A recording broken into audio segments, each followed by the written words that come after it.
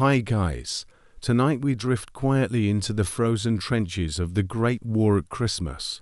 The sun is sinking behind the grey clouds. The air is turning very cold. It feels like sharp ice against your cheeks.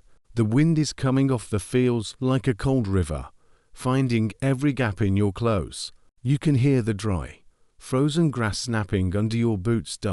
So before you get comfortable, take a moment to like the video and subscribe, but only if you genuinely enjoy what I do here.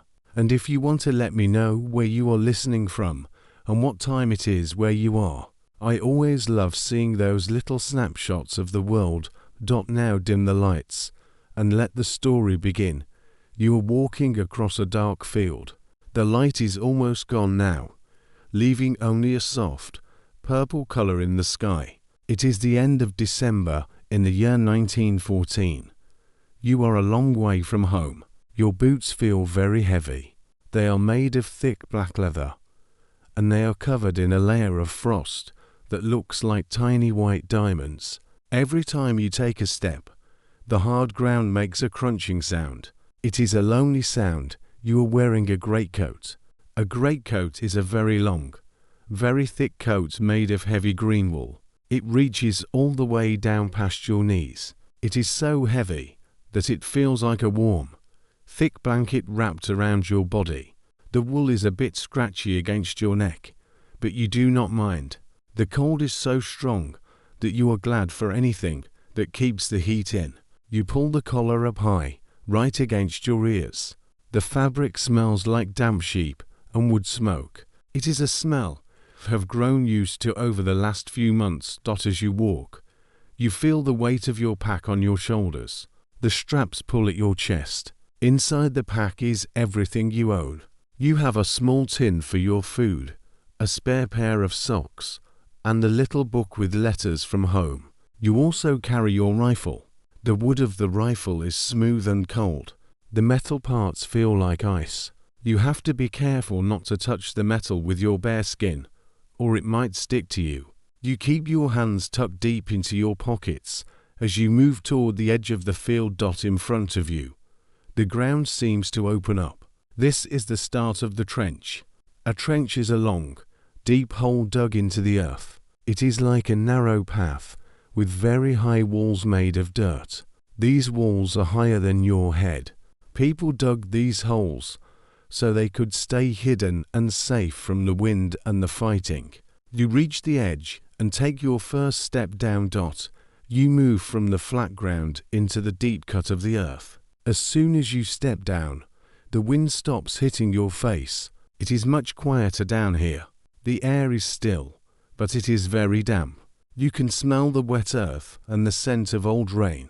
The ground under your boots changes. It is no longer hard and frozen like the field above. Here, it is soft and sticky. This is the mud. It is a deep, thick mud that tries to pull your boots off with every step.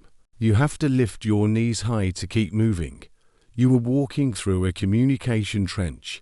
This is a long path that leads from the back of the lines to the very front. It is not a straight line. It zigzags back and forth, left and right. This is a simple fact of the war. Trenches are never straight. If they were straight, the wind would whistle through them like a tunnel. By making them turn every few feet, the walls keep the air still and keep you safe. You turn a corner, and then another. The walls of dirt are held up by wooden planks and bits of wire. In some places, you see bags filled with sand piled high. They feel rough and grainy when your shoulder brushes against them. You look down at your legs. Around your shins, you have wrapped long strips of cloth. These are called puttees. You started with a long piece of wool and wrapped it round and round your leg, from your ankle up to your knee. They are meant to keep your legs warm and stop the mud from getting into your boots. Today, they are soaked with cold water. They feel tight and heavy, but they hold your tired muscles together as you walk deeper into the dark. The light is almost completely gone now. You have to feel your way along the wall with one hand. The dirt is cold and feels a bit like wet clay. Sometimes, You trip over a duckboard. A duckboard is a narrow wooden ladder laid flat on the floor of the trench. It is there to act like a little bridge over the deepest parts of the water and mud. But tonight, the wood is slippery with ice. You have to walk very slowly, placing one foot carefully in front of the other. You do not want to fall into the dark water that sits in the holes between the boards. As you walk, you see the small shapes of other men. They are leaning against the walls, wrapped in their own greatcoats. They look like grey shadows in the night. No one speaks. Everyone is too tired and too cold to talk. You hear the sound of their breath. It comes out in little white puffs of steam that vanish into the dark. You see the tiny, orange glow of a cigarette here and there. It looks like a small star trapped in the bottom of a hole. The smell of the tobacco is sweet and thin. It mixes with the smell of the damp earth and the cold air. You continue to walk deeper into the system. The walls seem to get higher. The strip of sky above you is getting darker and darker. You can see the first few stars coming out. They look very far away. They are bright and clear, like little holes poked in a black velvet curtain. You look up at them for a second and wonder if your family is looking at those same stars from the window of your house back home. For a moment, you feel a little bit of peace. You stop walking for a minute to rest your legs. You lean your back against the cold dirt wall. You close your eyes and listen. Atmospheric silence. The silence is very deep. You cannot hear any birds. You cannot hear any cars or engines. There is only the sound of the wind far above your head, blowing across the open field you just left. Down here in the trench, the air is heavy. You hear a small plink sound as a drop of water falls from a wooden beam into a puddle. You hear the distant thud of a boot on wood. It is so quiet that you can hear the ticking of your own heart. It is a steady, slow beat. You feel very small in this big, dark world of earth and ice. Your feet are starting to feel numb. The cold of the mud is moving through the leather of your boots. It moves through your thick wool socks and touches your toes. You wiggle them to keep the blood moving. You know you have to find your spot for the night. You have been told that your section is just around the next 3 bends. You push yourself away from the wall and start walking again. The trench is a strange place at night. It feels like a secret world that exists under the surface of the earth. It is a place made of shadows and grey light. You pass a small hole dug into the side of the wall. This is a dugout. It is a tiny room where a few men can squeeze in to get out of the rain. A piece of old, heavy cloth hangs over the opening to keep the warmth in. You see a tiny flicker of yellow light coming from the edges of the cloth. It is a candle. The light looks very warm and very inviting. You wish you could go inside, but you must keep moving to your own post. The ground becomes even more difficult now. The water is deeper here. It comes up over your ankles. You feel the cold wetness pressing against your puttees. It is a very sharp kind of cold. It feels like 1,000 tiny needles poking at your skin. You grit your teeth and keep moving. You think about a warm fireplace. You think about a bowl of hot soup. You think about a soft bed with a thick quilt. These thoughts are like little fires in your mind, keeping you going as you march through the dark water. Finally, you reach a wider part of the trench. This is the front line. This is the place where the world ends and the empty field begins. The walls are very thick here. There are little steps built into the dirt, so you can stand up high and look out over the top. But for now, you stay low. You have reached your home for the Christmas season. It is just a small space in the dirt, but it is yours. You set your heavy pack down on a dry wooden crate. The sound of the pack hitting the wood is loud in the quiet night. You let out a long sigh, and your breath turns into a cloud of white mist in front of your face. You have arrived. The long walk through the cold is over, and now the long night begins. The movement has stopped. Now that you are no longer walking, the cold begins to find you. When you were marching through the mud, your body felt a little bit of heat from the work of moving. But now, as you stand still in your small corner of the trench, that heat begins to leak away. It is like water running out of a cracked cup. You can feel the warmth leaving your skin, escaping into the big, black sky above. The night air is not just cold. It feels sharp. It feels like it has teeth. The wind comes from the north. It travels across the flat, empty fields of France and Belgium. There are no trees to stop it. There are no houses to break its path. It moves over the frozen grass and the tangled wire until it reaches the edge of your trench. It does not stay at the top. It dives down into the deep hole where you stand. It is a thin, mean wind. It looks for every tiny gap in your clothing. It finds the space between your collar and your neck. It finds the little holes where the buttons of your coat meet the fabric. It even finds its way through the thick wool of your trousers. You pull your greatcoat tighter around you.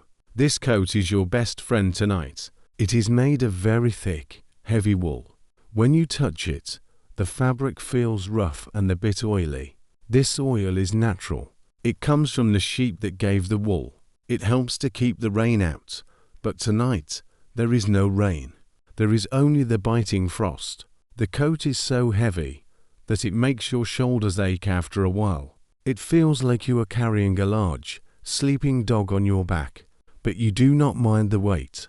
The weight is what keeps you alive. Without this heavy green wool, the night would be too hard to bear. You reach into your pocket and pull out a balaclava. A balaclava is a special kind of hat made of knitted wool. It is not like a normal hat that just sits on top of your head. This hat goes over your entire head and reaches down to your shoulders. It has a hole in the front for your eyes and your nose. You pull it on now. The wool is warm against your ears. It covers your chin and your neck. It feels a bit tight, but the warmth is wonderful.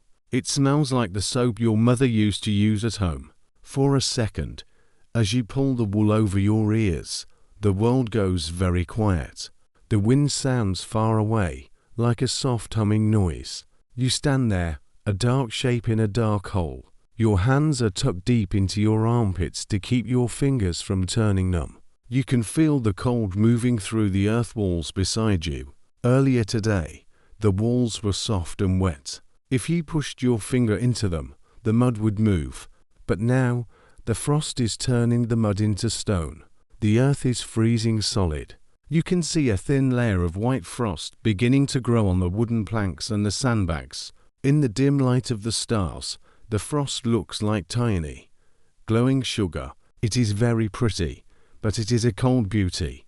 A historical fact to remember is that the winter of 1914 was one of the coldest anyone could remember.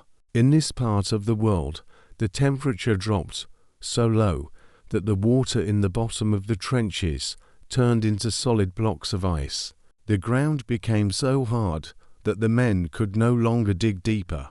They were stuck in the holes they had already made, waiting for the sun to come back. This extreme cold was a surprise to everyone.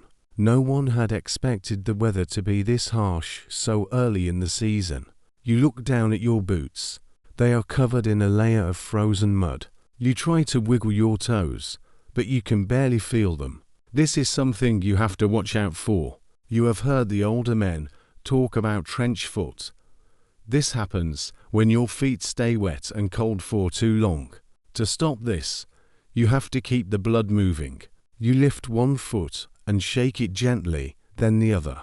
It is a slow, rhythmic movement. Shake, rest, shake, rest. You do this for a long time, watching the white mist of your breath drift up toward the stars. The air feels different now than it did an hour ago. It feels thinner and drier. When you breathe in through your nose, the inside of your nostrils feels like it is freezing. It is a stinging feeling. You decide to wrap your woolen scarf around the bottom of your face, over your balaclava. Now, only your eyes are showing. Every time you breathe out, the warm air from your lungs hits the cold wool of the scarf. The steam turns into tiny drops of water. Within minutes, these drops turn into tiny beads of ice. You have a small fringe of ice hanging right under your nose. It feels heavy and strange, but it shows that the heat from your body is trying its best to keep you warm. You lean your head back against the frozen earth. You look up at the parapet. The parapet is the top edge of the trench, where the dirt is piled high to protect you. You see the sharp shapes of the barbed wire standing against the dark blue sky. The wire is covered in frost, too. It looks like a fence made of silver thorns. Nothing is moving out there. The field between you and the other side is called no man's land. It is a wide, empty space of broken ground and frozen puddles. Usually, this place is full of loud noises and bright lights, but tonight, it is as still as a churchyard. Atmospheric silence. The silence is so heavy, it feels like a physical weight. You listen for the sound of a bird, but there are none. You listen for the sound of a distant cart or a barking dog, but the world is empty. The only thing you can hear is the very faint sound of the frost growing. It is a tiny, snapping sound, like someone breaking a dry twig a long way off. It is the sound of the moisture in the wood and the earth turning into ice. It is a cold, lonely sound. You feel like the only person left in the whole world. You think about your coat again. You think about the people back in England who made it. You imagine a big, warm factory full of light and the sound of machines. You imagine the women sitting at tables, sewing the heavy wool, making sure the buttons are on tight. They made this coat to keep a man safe, and here you are, wearing it in a hole in the ground. You feel a small spark of thanks for those people. Their work is the only thing standing between you and the freezing night. You shift your weight from one foot to the other. The wool of your coat rubs against your trousers with a soft swish swish sound. It is a comforting noise. It reminds you that you are still there, still warm, and still moving. You look at your hands. You are wearing trigger mittens. These are thick woolen mittens, but they have a separate hole for your pointer finger. This way, you can keep your hands warm, but still be ready if you need to use your rifle. The wool is grey and a bit fuzzy. You rub your hands together, and the wool makes a dry, scratching sound. The cold is like a person trying to get into your house. It knocks on the door of your coat. It peeks through the windows of your scarf. It tries to crawl under the floor of your boots. You have to be strong to keep the door shut. You pull your shoulders up to your ears and tuck your chin down into your chest. You make yourself into a small, tight ball of wool and skin. You are like a hibernating animal, waiting for the winter to pass. The stars are moving very slowly across the sky. You watch a bright one as it slides behind a piece of wire. You know that time is still moving. Even if it feels like it is frozen solid along with the mud, you are the watchman of the night. You are the one who stays awake while the world sleeps in the ice. You feel a strange kind of pride in this. You are strong enough to stand here. You are strong enough to face the bite of the night air. You take a deep breath of the freezing air, feel it burn in your chest, and settle in for the long hours until the sun comes to find you. You decide you cannot stand still any longer. To stay still is to let the ice win. You need to move your legs, even if it is only for a short walk down the line to see the next man. You pick up your heavy rifle and prepare to take a step. But the ground has other plans for you. While you were standing there, thinking and looking at the stars, the mud was busy. It has wrapped itself around your boots like a thick, heavy blanket. You try to lift your right foot. You pull, but nothing happens. You pull harder, and you hear a loud, wet sound. It sounds like a giant mouth opening. Schluck. That is the sound of the mud letting go of the leather. It is a sticky, hungry sound. The mud here is not like the mud you see in a garden back home. It is not just wet dirt. This is Flanders mud. A historical fact you should know. is that the ground here is made of a very thick clay. When it rains, the water does not sink into the ground. It stays on top and mixes with the soil to make something as thick as porridge and as sticky as glue. You take that first step. Your boot feels 3 times heavier than it did before. A huge clump of grey, wet clay is stuck to the bottom and the sides. You have to lift your knee high, almost to your waist, just to move forward a few inches. Then you set your foot down. Thud. The sound is dull and heavy. It does not sound like a foot hitting the ground. It sounds like a heavy bag of flour being dropped onto a wet floor. You can feel the vibration of the step go all the way up your leg and into your hip. You move your left foot now. Schluck. Thud. You begin a slow, rhythmic walk. It is a dance with the earth. Every step is a battle. Every step requires you to use all the strength in your legs. You feel the muscles in your thighs beginning to burn. It is a dull, warm ache. In a way, it feels good. It means your body is working. It means you are generating heat. You can feel the warmth moving from your legs up into your stomach. You look down at your boots as you pass a small, flickering lantern hanging on a wooden post. Your boots are called ammunition boots. They are made of very tough, brown leather with thick sawless. The sawless have big iron nails in them, called hobnails. These nails are meant to help you grip the ground so you do not slip. But tonight, the mud is so thick that the nails are buried deep inside the clay.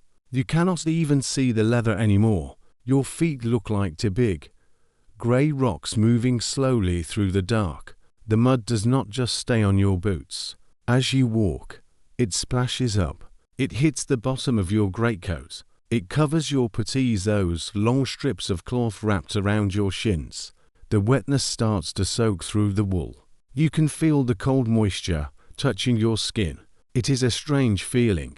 The wool of your coat is warm, but the mud is like a cold hand pressing against your legs. You try to shake some of it off, but it is too sticky.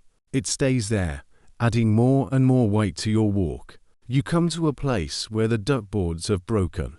A duckboard is like a wooden path, but here, the heavy boots of hundreds of men have snapped the wood. The pieces are floating in a deep pool of black water. You have to be very careful here.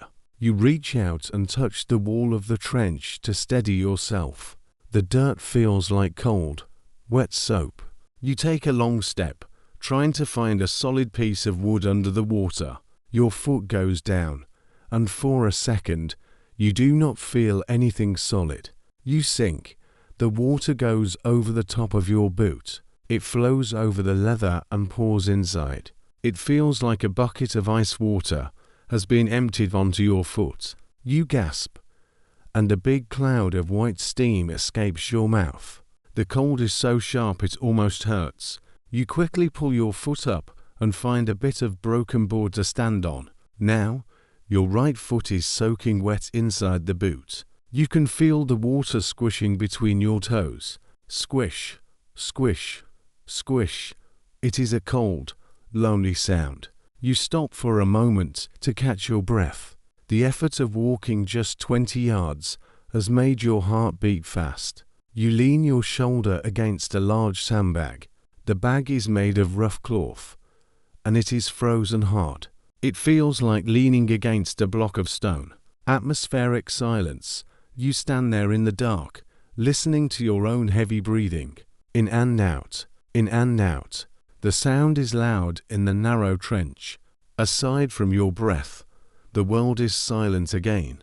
The mud does not make a sound when it is sitting still. It just waits. You look at the way the starlight reflects off the surface of the puddles. The water looks like black glass. It is so still that you can see the reflection of a single bright star in the middle of a hoofprint. It looks like a tiny jewel dropped into the mud. You feel a strange sense of calm. Even here, in this dark and messy place, there is a little bit of beauty if you look for it. You think about your socks. You were wearing 2 pairs of thick, grey woolen socks. They were knitted by a group of ladies in a village in England. They are soft and warm, But now, the socks on your right foot are heavy with cold water. You know that as soon as you get back to your spot, you will have to change them. You have a dry pair tucked inside your shirt, right against your skin, to keep them warm. This is a clever trick you learned from an old soldier. By keeping your spare socks against your chest, they stay dry and take on the heat of your body. When you put them on, it feels like heaven for a few minutes. You start walking again. Schluck, thud, you are getting closer to the next guard post. You can see a small bit of light around the corner. The smell of the trench changes a little bit here. It smells less like wet earth and more like old wood and wood smoke. Someone has a small fire going nearby.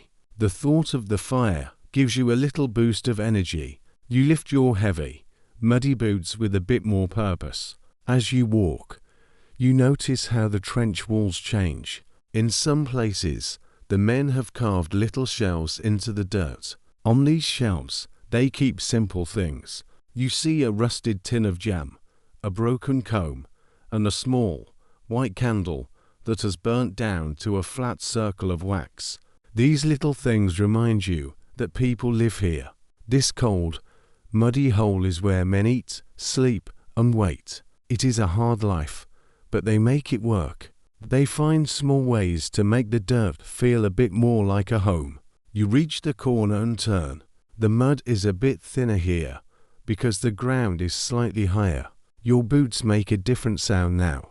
Instead of the wet schluck, they make a clack sound as the hobnails hit a solid piece of stone. It is a sharper, cleaner sound. You feel a bit lighter. You scrape the bottom of your boot against a wooden post to get rid of some of the heavy clay. A big clump falls off and hits the ground with a splat. You feel like you have just lost a 10-pound weight. You look back at the path you have just walked. You can see your deep footprints in the soft ground. They look like large, dark holes. In a few minutes, the cold air will start to freeze the edges of those prints, turning them into hard shapes that will stay there until the next thaw. You realize that everything you do here leaves a mark, even if it is just a footprint in the mud. You take one last deep breath of the night air, feel the weight of your greatcoat on your shoulders, and continue your slow march through the dark, guided by the sound of your own heavy steps.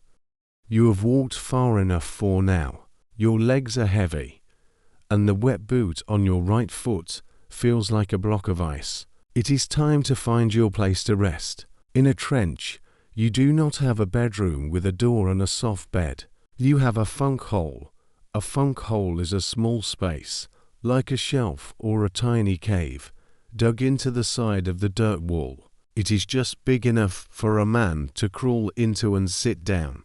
Some men call them foxholes because they look like the places where wild animals hide in the woods. You look along the wall of the trench. The dirt is dark and looks like wet chocolate in the starlight. You see a small opening near the bottom of the wall. It is tucked behind a wooden post. This is your spot. It is not much to look at, but it is out of the wind. To you, right now, it looks like the most important place in the world. It is the only place where you can be still for a little while. Before you sit down, you have to prepare your bed. You reach into your pack and pull out your ground sheet. A ground sheet is a large piece of heavy cloth that has been covered in a thin layer of rubber. It is a very important piece of kit. It is dark green and feels cold and smooth to the touch. It has a very strong smell. It smells like old rubber and oil. It is not a pretty smell, but it is a helpful one. The rubber keeps the water out. If you did not have this, you would have to sit directly on the wet, frozen mud, and the dampness would soak into your clothes in minutes. You shake the ground sheet out. It makes a loud flap-flap sound in the quiet air. You fold it over so it is thick, and you lay it down on the floor of your small hole. You move some small stones and bits of broken wood out of the way first. You want the ground to be as flat as you can make it. Then, you slowly lower yourself down. As you sit, your joints make a small popping sound.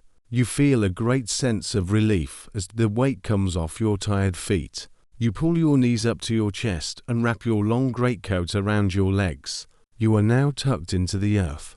The walls of the funk hole are very close to your shoulders. If you move your head to the left, your ear touches the cold dirt. If you move to the right, you feel the rough texture of a sandbag. It is a very tight fit. It feels a bit like being inside a small box, but it also feels safe. The thick walls of earth protect you from the biting wind that is still whistling over the top of the trench.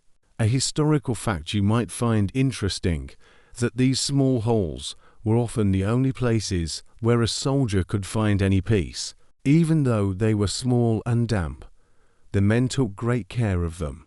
They would sometimes use a bayonet, the long knife, on the end of their rifle to carve little patterns into the walls or to make a small ledge for a candle. These holes were more than just a place to sit. They were a tiny piece of home, of a world made of mud and wire.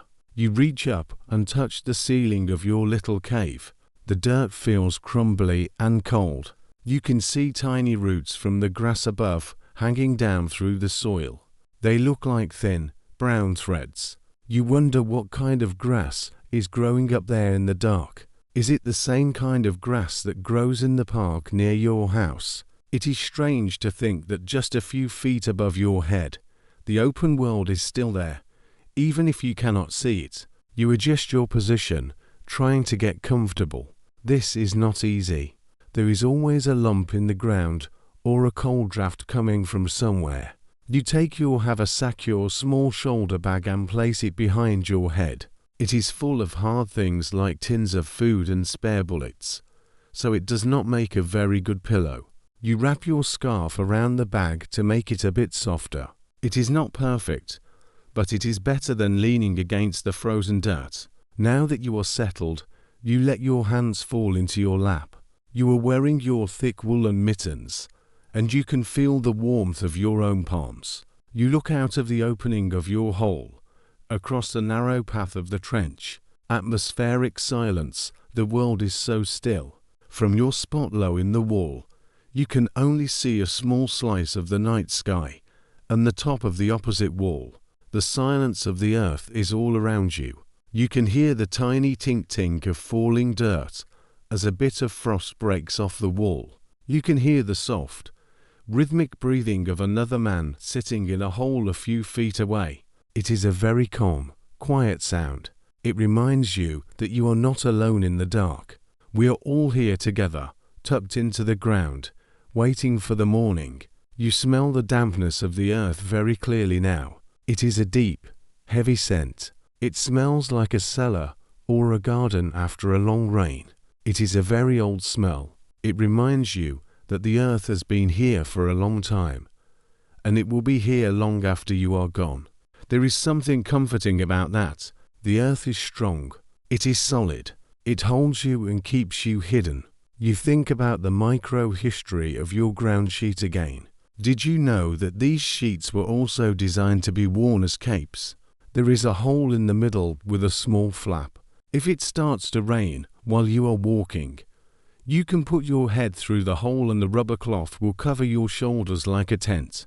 But tonight, it is better used as a floor. It is the only thing keeping the freezing mud from touching your body. You can feel the cold trying to push through the rubber, but for now, the cloth is winning.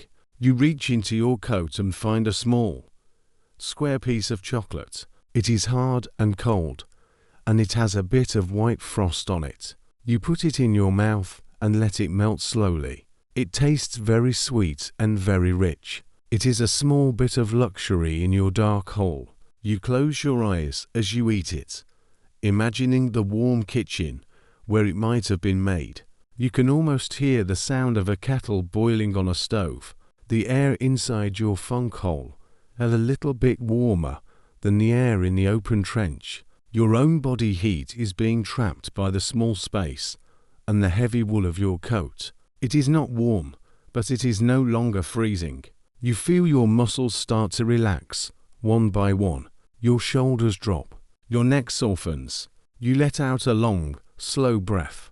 The white mist of your breath hits the low ceiling of your hole and vanishes. You look at your rifle, which is leaning against the wall next to you. The wooden stock is dark and polished. You have spent many hours cleaning it, making sure no mud gets into the working parts. It is a heavy tool, but it is part of your life now. You reach out and rest your hand on the cold wood for a second, just to make sure it is there. Then, you tuck your hand back into the warmth of your coat. You are like a bird in a nest or a rabbit in a burrow. You have found your small corner of the world, and for this hour, it is enough. You do not need a big house or a soft bed. You just need this small, dry spot and the heavy wool of your greatcoat. You watch the stars move a tiny bit more across the thin slice of sky. The night is long, but you are settled. You are the watchman in the wall, tucked away in the heart of the frozen earth. Now that you are tucked into your small hole in the earth, you feel the need for a little bit of light and a little bit of heat. It is very dark in your corner of the trench, and the cold is beginning to creep through your thick woolen layers again. You reach out into the narrow path of the trench and pull a heavy object toward you. It is made of metal and has a wire handle. This is your brazier. A brazier is a very simple tool, but it is one of the most important things you have. It is just a metal bucket on a large tin that has had many small holes poked into the sides. A historical fact you should know is that these were often not made in factories. The soldiers made them themselves. They would take an old biscuit tin or a metal bucket and use a heavy nail to punch holes all around the middle and the bottom. These holes are very important because they let the air get inside so the fire can breathe. You place the brazier on a flat stone just outside the opening of your funk hole. You have a small bag of fuel. This fuel is called coke. It is not a drink. It is a special kind of coal that has been baked in a very hot oven to take out all the gases. Because of this, it burns very slowly and it does not make much smoke. This is vital. In the trench, smoke is a dangerous thing. If a big cloud of white smoke rises up from your hole, the people on the other side of the field will see it against the dark sky. They will know exactly where you are sitting. But this coke fuel stays quiet and burns clean. You start the fire with a tiny bit of dry wood and some old paper. You strike a match. The sound of the match striking is a sharp scritch in the quiet night. A tiny yellow flame jumps up. You hold it to the paper, and you see the edges turn black and then bright orange. The fire is very small at first. It looks like a tiny golden bird trapped in a metal cage. You lean forward and blow very gently on the flame. You can feel the warmth of your own breath. And then the wood catches. A small, sweet smell of wood smoke fills your nose. It is a wonderful smell. It reminds you of autumn evenings at home. Slowly, you add the small, grey lumps of coke. They look like rough stones. As the fire gets hotter, the lumps of coke start to glow. They do not burst into big flames. Instead, they turn a very deep, beautiful red. It is the color of a sunset or a ripe cherry. The red light starts to spill out of the little holes you punched in the metal. It makes a pattern of bright dots on the dirt walls of the trench. It looks like someone has scattered glowing coins all over the ground. You hold your hands out toward the brazier. You are still wearing your woolen mittens, but you can feel the heat moving through the fabric. It feels like a soft, warm hand pressing against your palms. You move your fingers, and the warmth travels up your arms. It is a very gentle heat. It is not like a big fireplace that heats a whole room. It is a small, private heat that belongs only to you and the two men sitting near you. You close your eyes for a second and just enjoy the feeling. Your skin, which felt tight and cold, begins to soften. You look at the metal of the brazier. It is turning a dark, dusty blue from the heat. Near the bottom, where the fire is hottest, the metal is starting to turn a dull pink. You can hear the fire working. It does not crackle or pop like a big log fire. It makes a very soft, low humming sound. Ha ha hum. It is a steady sound, like a cat purring in its sleep. It is a very peaceful noise. It fills the small space around you and makes the big, dark world feel a little bit smaller and a little bit safer. Atmospheric silence. You sit very still, watching the red heart of the fire. The silence of the night is still there, but now it has a rhythm. You hear the soft hum of the coals and the distant whistle of the wind high above. You look at the shadows dancing on the wall. Because the fire is low to the ground, your own shadow is huge. It stretches up the wall and over the top of your hole. Every time the fire flickers, your shadow moves. It looks like a giant, friendly spirit watching over you.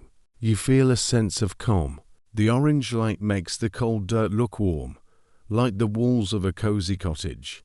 A micro-history detail to notice is the way the soldiers use these fires for more than just heat. Look closely at the top of your brazier. You have placed a piece of thick wire across the opening. This is so you can balance a small tin of water on top. In a few minutes, the water will start to bubble. You use the fire to dry your wet socks, too. You have hung your wet, cold socks on a stick near the heat. You can see a tiny bit of steam rising from the wool. The smell of wet wool is not very nice, but it is a good smell because it means your socks are getting dry. Dry socks are the greatest prize a soldier can have on a cold night like this. You reach out and poke the coals with a small stick.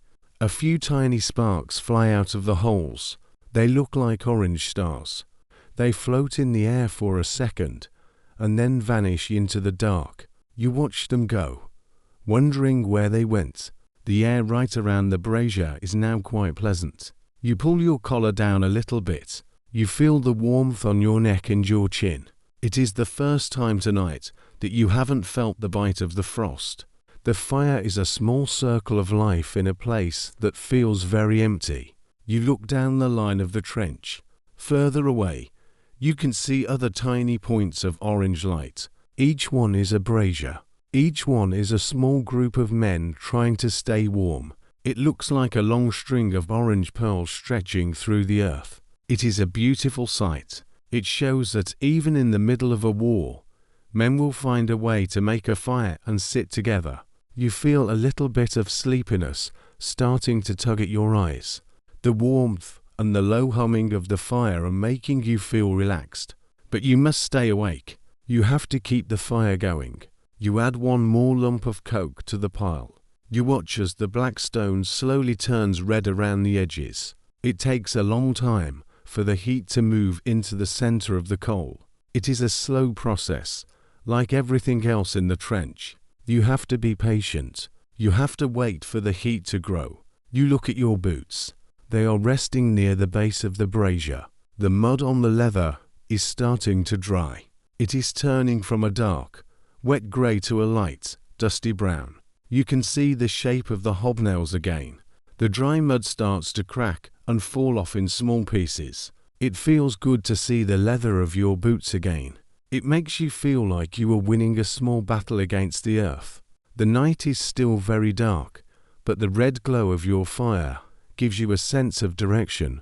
It is the center of your world right now. You do not think about the big fields or the distant cities. You just think about the heat on your skin and the glow of the red coals. You are the watchman of the flame. You are the one who keeps the little bit of sun alive in the middle of the frozen night. You lean back against your bag, feeling the warmth wrap around you like a soft, heavy blanket. The watch continues, but for now, the cold is held at bay by your small, brave fire.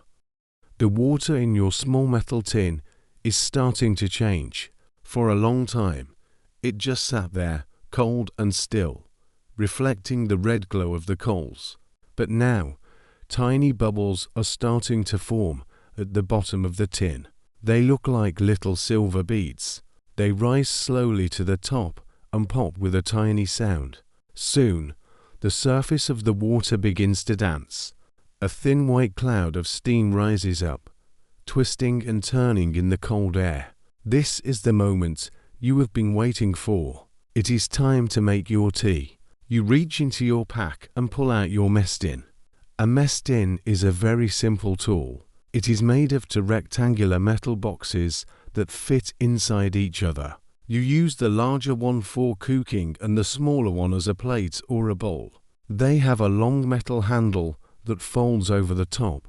Your tin is black on the outside from many fires, and the metal is dented from being carried across many miles.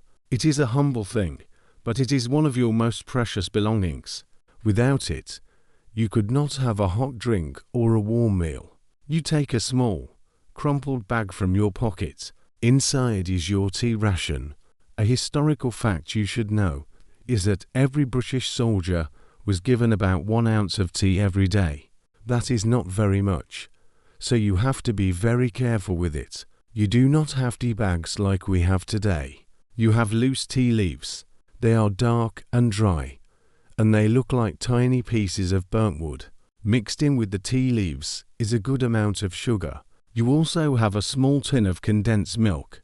This is milk that has had the water taken out of it, making it very thick and very sweet, like a creamy syrup. You pour the tea and sugar into the boiling water. The water turns from clear to a deep, dark brown almost immediately. The leaves swirl around in the heat, dancing in circles.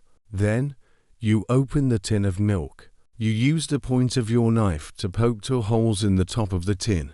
You watch as the thick, white milk glides out and sinks into the dark tea. It looks like a cloud moving through a stormy sky. You take a small wooden stick and stir it slowly. The tea turns a warm, sandy color. The smell hits you then. It is a rich, sweet, and earthy smell. It is the smell of comfort, but there is another smell, too. It is a faint smell of petrol. This is because of a strange thing about life in the trenches.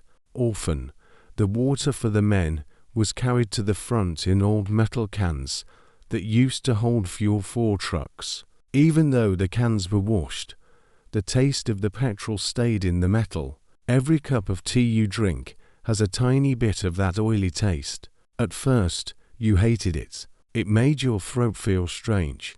But now, you are used to it. In fact, if you had a cup of tea that did not taste a bit like petrol, it might feel like something was missing. It is just part of the flavor of the night shift. You lift the mess tin by its wire handle. You have to be careful, as the metal is very hot. You wrap a corner of your thick woolen coat around your hand to protect your fingers. You bring the tin close to your face. The steam rises up and hits your skin. It feels wonderful. The cold air has made your face feel stiff and dry, like old paper. But the warm steam softens your skin. It feels like a warm, wet cloth being pressed against your cheeks. You close your eyes and just breathe in the warmth. Atmospheric silence. You sit there for a long moment, holding the warm tin. The world is very quiet. You can hear the soft hiss of the steam. It escapes into the night. You can hear the distant, low rumble of the earth, a sound that never really goes away. But mostly, you hear the quiet. It is a deep, heavy silence that feels like a thick blanket. You feel the warmth of the tea moving through the metal and into your hands. For these few minutes, you are not a soldier in a hole. You are just a person with a warm drink, finding a moment of peace in a hard world. You take your first sip. The tea is very hot. It stings your lips for a second, but then the warmth spreads across your tongue. It is very sweet. The sugar gives you a little burst of energy, making your heart feel a bit stronger. The tea moves down your throat like a warm river. You can feel it heating up your chest and then your stomach. It feels like a small fire has been lit inside your body. The warmth moves out to your shoulders and down to your tired legs. It is the best feeling in the world. You look at the tea leaves that have settled at the bottom of the tin. They are soft and swollen now. You remember how your grandmother back home used you to read the tea leaves. She would look at the shapes they made and tell stories about the future. You look at your leaves and try to see a shape. You see a shape that looks like a small house with a chimney. You smile to yourself under your scarf. It is a nice thought. You imagine the smoke coming out of that tiny chimney, joining the clouds in a world where there are no trenches and no cold mud. You take another sip. The metal of the tin is starting to cool down just a little bit, so you can hold it with your bare hands now. Your fingers are red from the cold, but as they touch the warm metal, they start to tingle. It is a pins and needles feeling as the blood starts to move again. You rub your thumbs against the smooth side of the tin. You notice a small scratch on the metal. You remember doing that a month ago when you dropped the tin on a rock. Every mark on your kit has a story. This tin has been with you through rain, through sun, and through the long, dark nights. It is a loyal friend.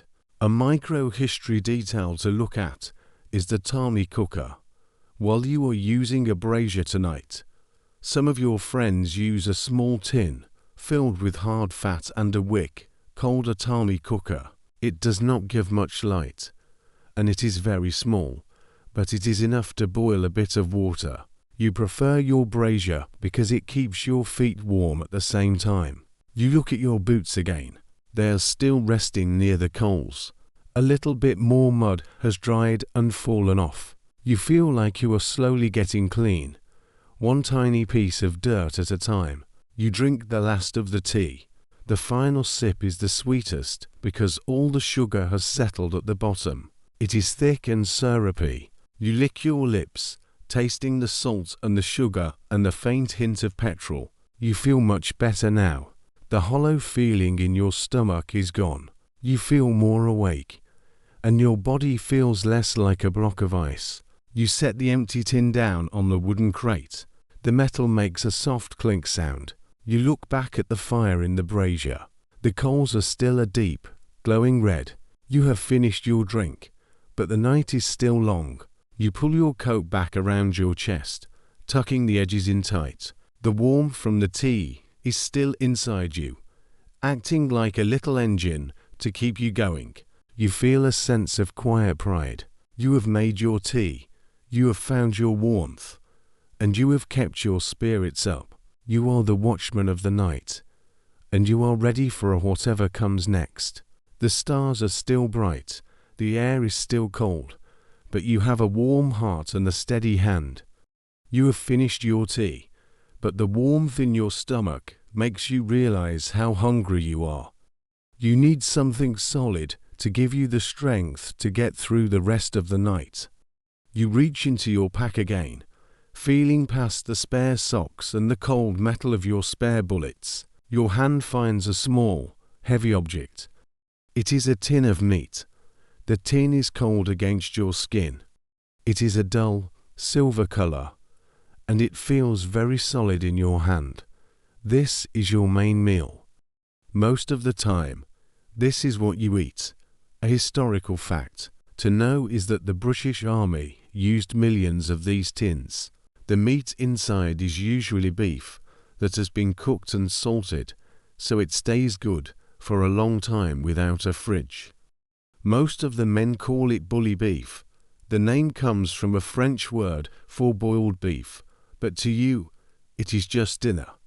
Opening the tin is a slow and careful job. On the side of the tin, there is a tiny metal key. You break it off and fit it onto a small flap of metal on the lid. You begin to turn the key. Creak, creak, creak. The sound is sharp in the quiet of your funk hole. As you turn the key, a thin strip of metal curls up around it, like a silver ribbon. You can smell the meat inside before the lid is even all the way off. It is a very strong, salty smell. It smells like a butcher's shop. You peel back the lid. Inside, the meat is a dark pink color. Because it is so cold tonight, the fat in the meat has turned into a thick, white layer on top. It looks like a thin coating of candle wax. You use your pocket knife to scrape some of the white fat away. You do not throw it away, though. You spread it on a biscuit later. Every bit of fat is good for you in the winter because it helps your body stay warm. You take a piece of the meat on the end of your knife. It is very salty. The salt is there to keep the meat from going bad, but it also makes you very thirsty. You chew slowly. The meat is soft and a bit stringy. It tastes like the beef your mother might put in a Sunday stew, but without the carrots and the onions. It is simple, heavy, and very filling. Now, you need something to eat with the meat. You reach into a small cloth bag and pull out a hardtack biscuit. This is a micro-history detail that every soldier knows well. These biscuits are famous, but not because they are tasty. They are famous because they are as hard as a piece of wood. They are made of just flour, water, and a little bit of salt. They are baked for a long time until all the moisture is gone. This means they can last 4 years without spoiling. But it also means you cannot just bite into one. If you tried, you might break a tooth. You look at the biscuit in the light of your brazier. It is a pale tan color and has small holes poked in the top. It looks like a large, square cracker. You tap it against the wooden crate. Tock, tock, tock. It makes a sound like a hammer hitting a board. You cannot eat it dry. You have to be clever. You take a piece of the biscuit and dip it into the leftover drop of tea in your mess tin. You wait for a minute, letting the hard bread soak up the liquid. Atmospheric silence. You sit in the dark, waiting for the biscuit to soften. You can hear the fire in the brazier breathing quietly. You can hear the distant, soft whistle of the wind as it passes over the top of the trench. The silence is very peaceful. You are not thinking about the war or the cold or the mud. You are just thinking about the biscuit and the way the tea is slowly making it soft enough to eat.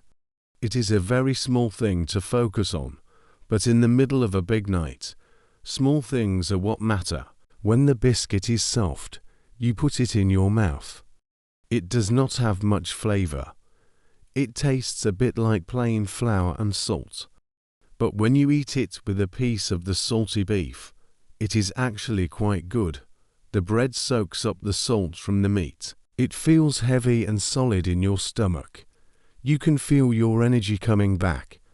You feel a little bit stronger, a little bit more awake. You eat slowly, taking small bites. You want the meal to last as long as possible. While you eat, you look around your small space. You see the way the orange light from the fire hits the rough surface of the biscuit. You see the tiny grains of salt on the meat. You notice the way your fingers, though dirty, look warm in the glow of the coals. You feel a sense of quiet. You are safe in your hole. You have food in your belly, and for now, that is enough.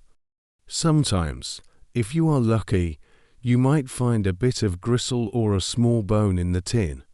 You don't mind. You just pick it out and set it on the edge of the tin. You are careful not to drop any crumbs. In the trenches, crumbs attract small visitors like mice or rats. You don't want them coming into your funk hole while you are trying to sleep later. You keep everything neat and tidy, just like you were taught at home. You finish the last of the meat and the last bit of the biscuit. You use a small piece of the bread to wipe the inside of the tin, getting every last bit of the fat and the salt. You don't want to waste a single drop. When the tin is empty and clean, you don't just throw it into the mud. You keep it. An empty tin can be used for many things. You can use it to hold your candle, or you can use it to scoop water out of a puddle. You set it aside for later. You feel much better now. The hollow feeling you had before is gone. Your stomach feels warm and full. You take a deep breath, and you can feel the strength moving through your arms and legs. Eating a meal like this is not just about stopping hunger. It is about reminding yourself that you are still a human being who needs to be cared for. Even if you have to care for yourself, the act of sitting down and eating a meal is a way to stay strong in your mind. The air outside your hole is still very cold, but the red glow of the fire and the full feeling in your stomach make it feel far away. You lean back against your pack, which feels a little bit lighter now that the food is gone. You wrap your coat around you, feeling the heavy wool press against your chest. The night is still going, and the stars are still watching from above. You are the watchman of the night, and you have finished your supper. You are ready to keep your eyes open and your heart steady for the hours that remain before the sun begins its slow climb into the Christmas sky. Now that your belly is full, you turn your eyes upward. From the bottom of your dark hole, you look past the jagged line of the trench wall and the sharp, frozen thorns of the barbed wire. You look into the great, black ocean of the night sky. Tonight, the sky is very clear. There are no clouds to hide the view.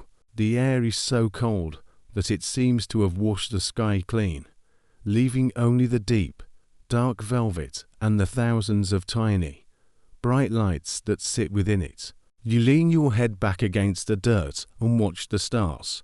They are very bright tonight.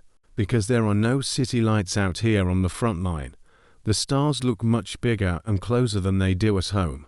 They look like tiny holes poked in a dark curtain, letting the light of heaven shine through. Some of them are white, some are a soft yellow, and one or two look like they are a cold, pale blue. They do not move, but they seem to twinkle and pulse, like they are breathing along with the world. A historical fact you should know is that the men in the trenches often used the stars to find their way. In a place where the ground was all mashed together, and there were no road signs, the stars were the only map that never changed. The brightest star in the north helped the soldiers know which way they were facing. When you are deep in the earth, it is easy to lose your sense of where you are. But when you look up at the stars, you remember that the world is much bigger than this narrow ditch. You look for the group of stars that looks like a giant ladle or a big spoon. Some people call it the Big Dipper, but you call it the plough. You find the 4 stars that make the bowl and the 3 stars that make the handle. It looks so steady and solid up there. You remember seeing the same shape from your bedroom window when you were a little boy. It makes you feel a bit strange to think that the very same stars are watching over your mother and father, hundreds of miles away, while they sleep in their warm beds. The sky feels very high and very quiet. Out here, the silence is different from the silence in a room. It is a big, empty silence. You feel very small. You are just one man in one hole, but the stars go on forever. This thought doesn't make you feel lonely. Instead, it makes you feel peaceful. It is as if the stars are telling you that the world is still beautiful, even when things are hard on the ground. Atmospheric silence. You stay very still, just breathing the freezing air. The only sound is the tiny crackle of a cooling coal in your brazier. You watch a shooting star zip across the sky. It is a tiny streak of white light that lasts for only a second and then vanishes. You make a small wish in your head. It is a simple wish just to be warm and to see your family again. You watch the spot where the light was, feeling a tiny bit of hope in your chest. You notice the Milky Way. It looks like a long, thin cloud of glowing dust stretching from one side of the sky to the other. It looks like a path made of silver sand. You wonder if anyone is walking on that path tonight. The light from those millions of stars is so old that it started its journey long before you were even born. It is a micro-history of the universe shining down on your muddy boots. The cold air makes the stars seem to shimmer. You feel the heavy wool of your coat pressing against your ribs as you breathe. The contrast is strange. Your body is wrapped in heavy, itchy wool and surrounded by cold, wet earth, but your eyes are touching the most beautiful and distant things in existence. It reminds you that you have a mind and a soul that can travel far beyond the wire. Even if your feet are stuck in the mud, you look at the moon. Tonight, it is just a thin sliver, like a fingernail clipping made of silver. It is hanging low in the sky, just above the edge of the field. It casts a very soft, grey light over everything. This light is called moonshine. It makes the frozen puddles in no man's land look like pieces of broken mirror. It makes the white frost on the sandbags glow with a soft, ghostly light. Everything looks like it is made of silver and shadow. You think about how quiet the stars are. They don't care about the noise of the world. They don't care about the mud or the cold. They just shine. You try to be like the stars for a few minutes. You try to be quiet and steady. You let the peace of the night sky sink into your bones. The tightness in your shoulders starts to go away. You feel a sense of calm that you haven't felt in a long time. As the night goes on, the stars move slowly to the west. You watch a bright star as it slowly sinks behind a wooden post in the trench wall. You know that as long as the stars are moving, time is moving. The night will not last forever. Each star that sets is one step closer to the morning. You are the watchman of the sky, keeping track of the hours by watching the lights in the dark. You pull your scarf up a bit higher over your nose. The air is getting even colder now that the middle of the night has come, but you don't mind as much now. You have the stars to keep you company. You feel like you are part of a big, silent story that has been going on for a very long time. You take one last long look at the silver path of the Milky Way, then lower your eyes back to the red glow of your fire. The stars are still there, watching over you as you settle back into your little home in the earth. You pull your feet back toward the warmth of the fire. Now that you are sitting still and looking at the stars, you must remember the most important rule of the trench. Look after your feet. You reach down and begin to unlace your heavy leather boots. The laces are thin strings of leather, and they are frozen stiff. They feel like bits of cold wire. You have to tug at them with your gloved fingers to get them to move. Eventually, you pull the boots off. Your feet feel strange and light without the weight of the leather and the mud. You are wearing 2 pairs of socks. The outer pair is made of thick, grey wool. It is soaked through with the cold water from the puddle you stepped in earlier. You peel them off slowly. Underneath is another pair, thinner but also damp. You take these off too, until your bare feet are showing in the dim red light of the brazier. Your skin looks very white, and your toes are a bit blue from the cold. You need to get the blood moving again. A historical fact to keep in mind is that the army gave every man a small tin of whale oil. It is a thick, yellow grease that smells very strongly of the sea and old fish. It is not a nice smell, but it is a lifesaver. You rub a big dollop of the oil into your hands until it warms up and turns into a slippery liquid. Then, you rub it all over your feet. You rub your heels, the arches of your feet, and especially between your toes. The oil acts like a coat of paint. It stops the water from touching your skin, and it helps the heat stay inside your body. You spend a long time doing this. It is a slow, boring job, but you do it carefully. You massage your toes until they stop feeling like cold stones and start to tingle. That tingling is a good sign. It means the life is coming back into them. You look at your feet in the glow of the fire. They look shiny and greasy from the oil. You look like a seabird that has just come out of the water.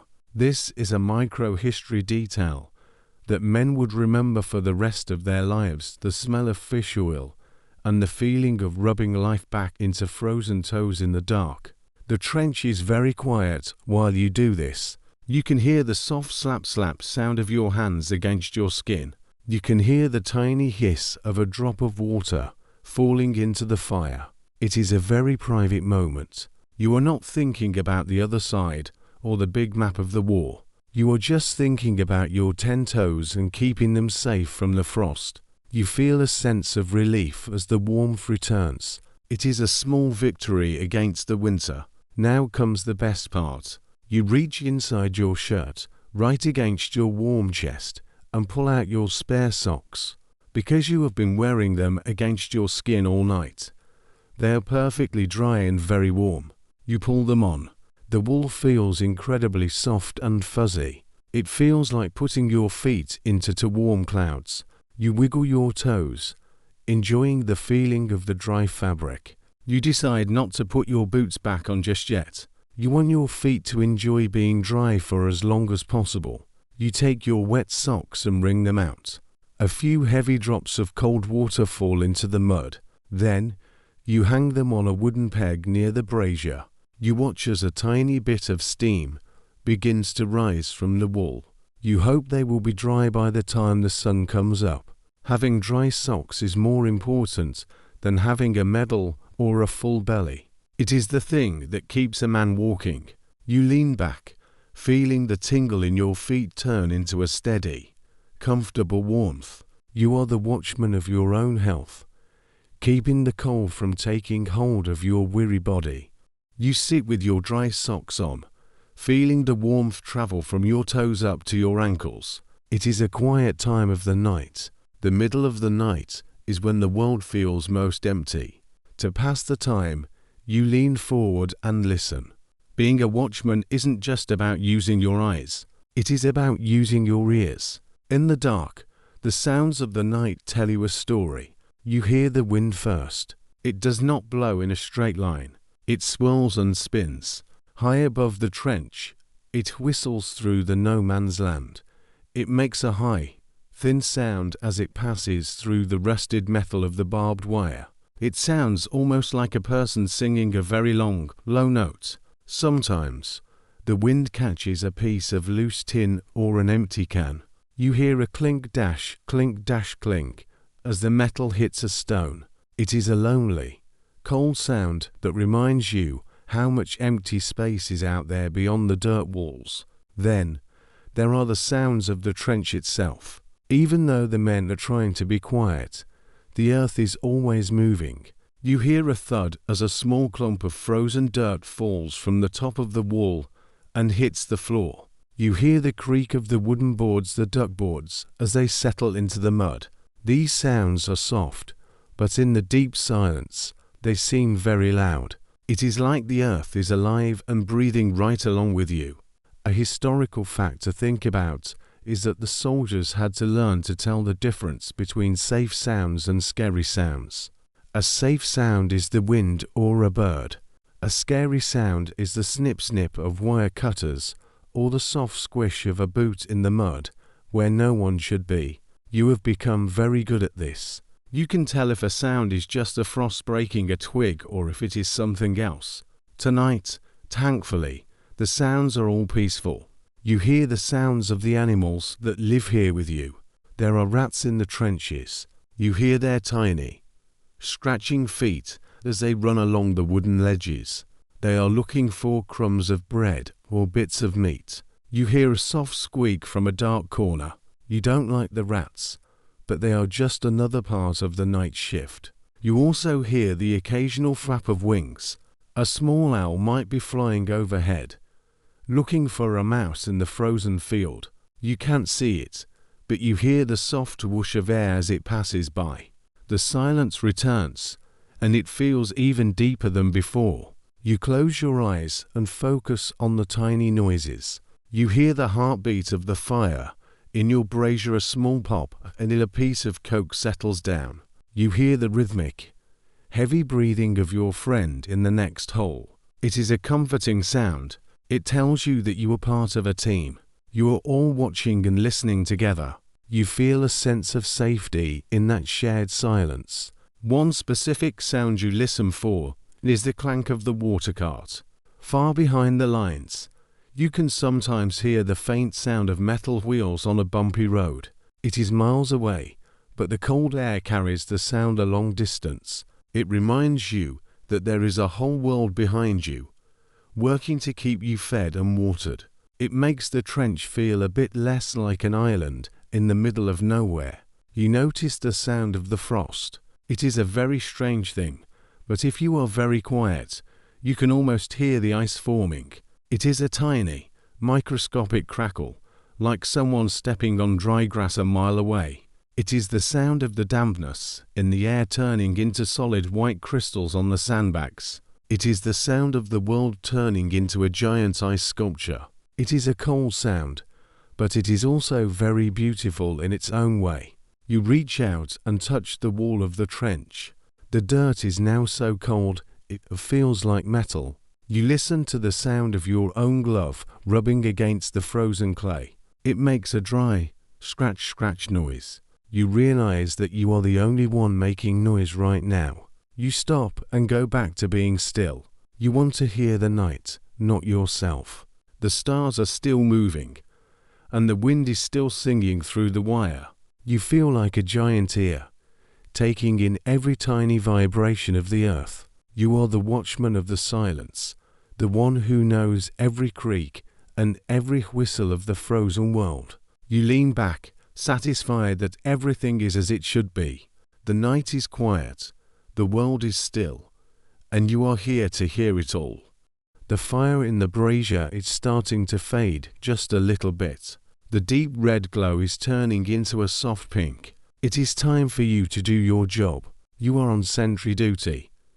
This means you are the one who stays awake and keeps a sharp eye on the field while the other men in your section try to get some rest. You have had your tea and your meal, and your feet are dry. Now, you must stand up and look into the dark. You pull your boots back on. They are cold, but the leather has dried a little, and the whale oil on your feet makes them slide in easily.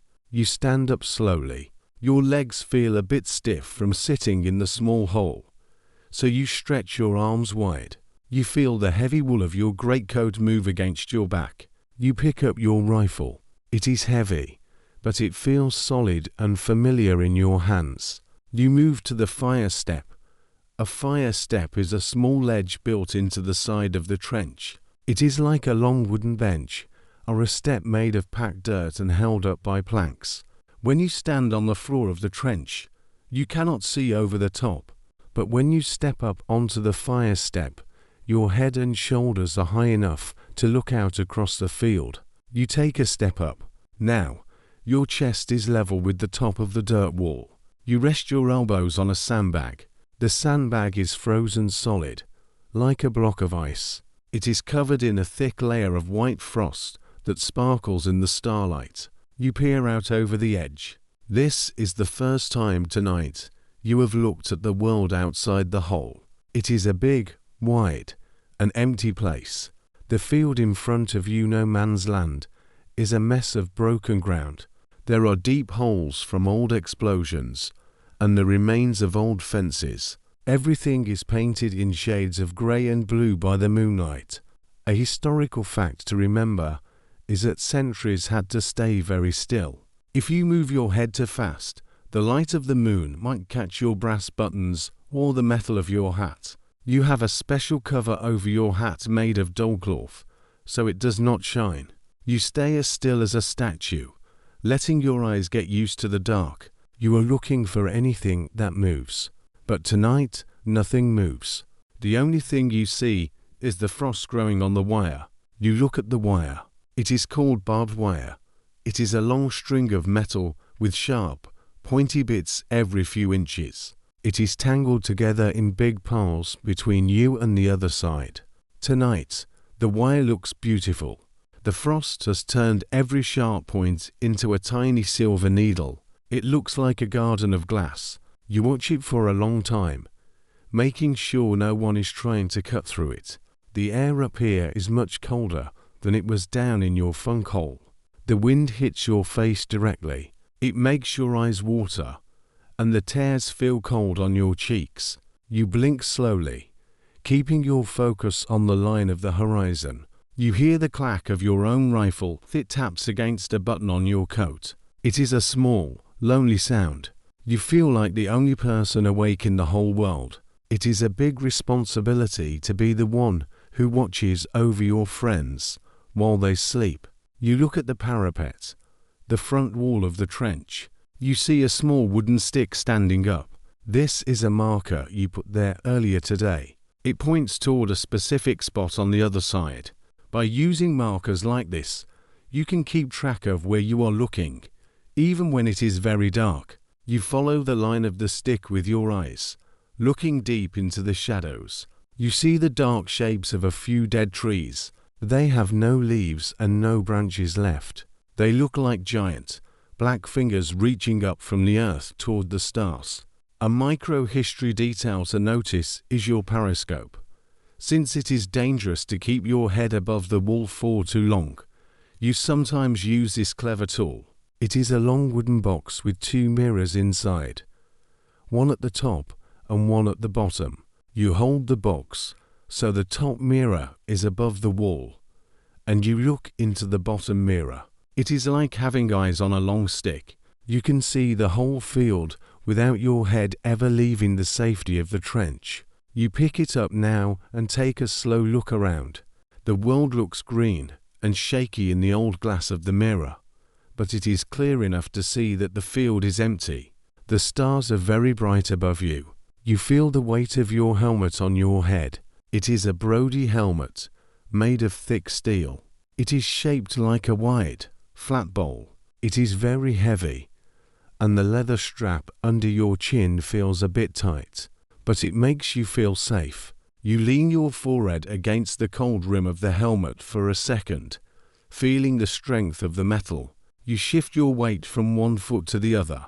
You have to be careful not to make any noise.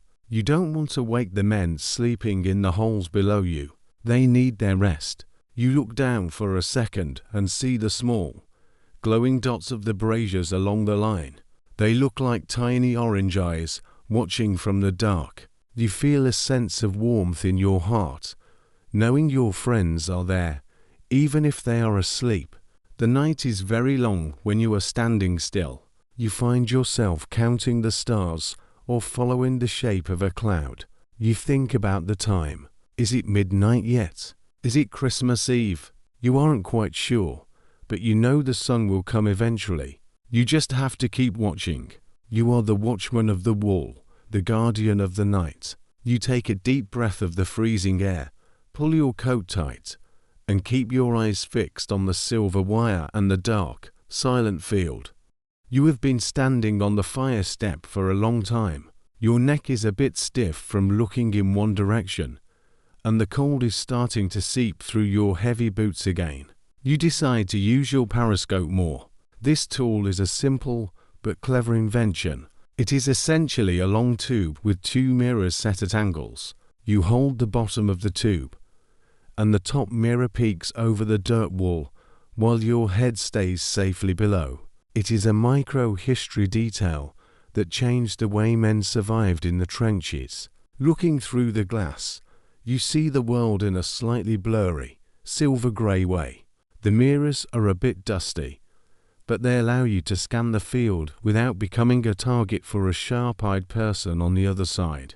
As you look through the periscope, you move it slowly from left to right. You are looking at no man's land again.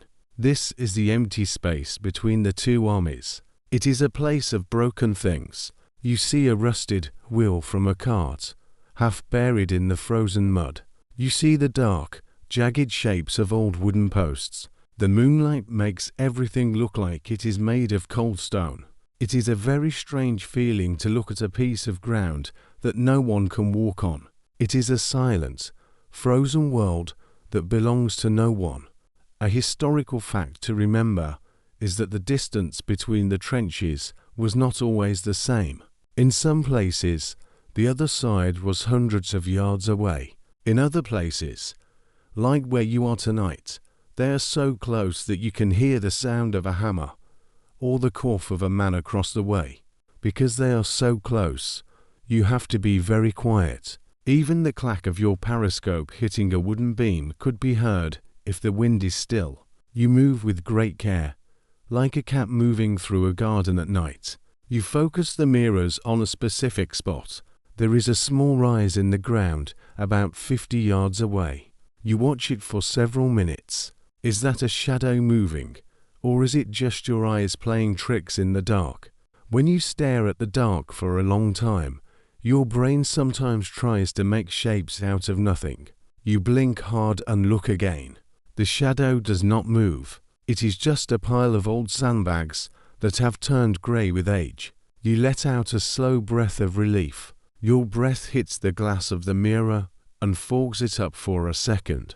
You have to wait for the mist to clear before you can see again. Atmospheric silence. The silence of the field is deep. Looking through the periscope makes you feel a bit like you are watching a play in a dark theatre. You are the only person in the audience.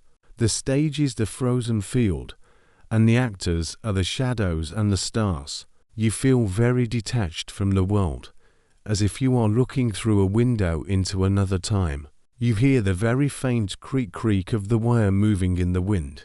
It is a tiny sound, like a door on a rusty hinge. It is the only thing moving in the whole wide world. You lower the periscope for a moment to rest your arms. Your hands are cold, even inside your thick woolen mittens. You rub them together, and the wool makes a dry, hissing sound. You look at the mirrors on your tool. One of them has a small crack in the corner. You remember when that happened. A piece of flying stone hit it a week ago. You have kept it anyway because it still works well enough. In the trench, you learn to value things that are broken but still useful. Your coat has a hole, your tin is dented, and your periscope is cracked, but they all help you stay alive. You take another look through the periscope. This time, you look toward the horizon. You see a faint glow in the distance, far behind the enemy lines. It is not the sun. It is too early for that. It might be the lights of a small town that is still standing, or perhaps a large fire where supplies are being kept. It looks like a tiny, warm amber jewel sitting on the edge of the black earth. It reminds you that there is a world beyond this ditch. There are towns with streets and houses with lamps. People are probably sitting around tables right now, talking and laughing. It feels like a dream. You move the periscope to look at your own wire again. You see the tripwires, thin pieces of wire hidden low in the grass. If someone tried to crawl towards your trench, they would hit these wires and make a noise. You see the little tin cans tied to the wire. Inside each can is a small stone. If the wire moves, the stone rattles. It is a very simple alarm. You watch the cans carefully. They are perfectly still, hanging like frozen fruit from a silver vine. The frost has made them look white and fuzzy. You feel a sense of pride in your equipment. This simple box of mirrors is your third eye. It keeps you safe while allowing you to be the eyes for all the men sleeping behind you. You feel the cold wood of the periscope against your palms. It is a solid, honest object. You adjust your stance on the fire step, feeling the mud crunch under your boots. You are the watchman of the mirrors, seeing the world without being seen, keeping the silent vigil over the frozen, silver field. As you stand on the fire step, something changes. The air is still very cold, but the feeling in the trench has shifted. You look through your periscope once more, and this time you do not see the usual dark shadows of the field. You see something new. Small, bright points of light are appearing along the top of the dirt wall on the other side. They are not the orange glow of braziers hidden in the ground. These lights are higher up. They are sitting right on the edge of the field. You rub your eyes and look again. You see small, green shapes. They are tiny trees. A historical fact to remember is that in Germany, where the men across the field come from, the Christmas tree is a very old and important tradition. They call it a Tannenbaum. These men have brought small fir trees into their trenches. They have placed them on the top of their walls, right out in the open where everyone can see them. And on the branches of these trees, they have lit small, white candles. The light from the candles is very soft and very still. Because there is no wind tonight, The flames do not flicker. They look like tiny yellow stars that have fallen from the sky and landed on the trees.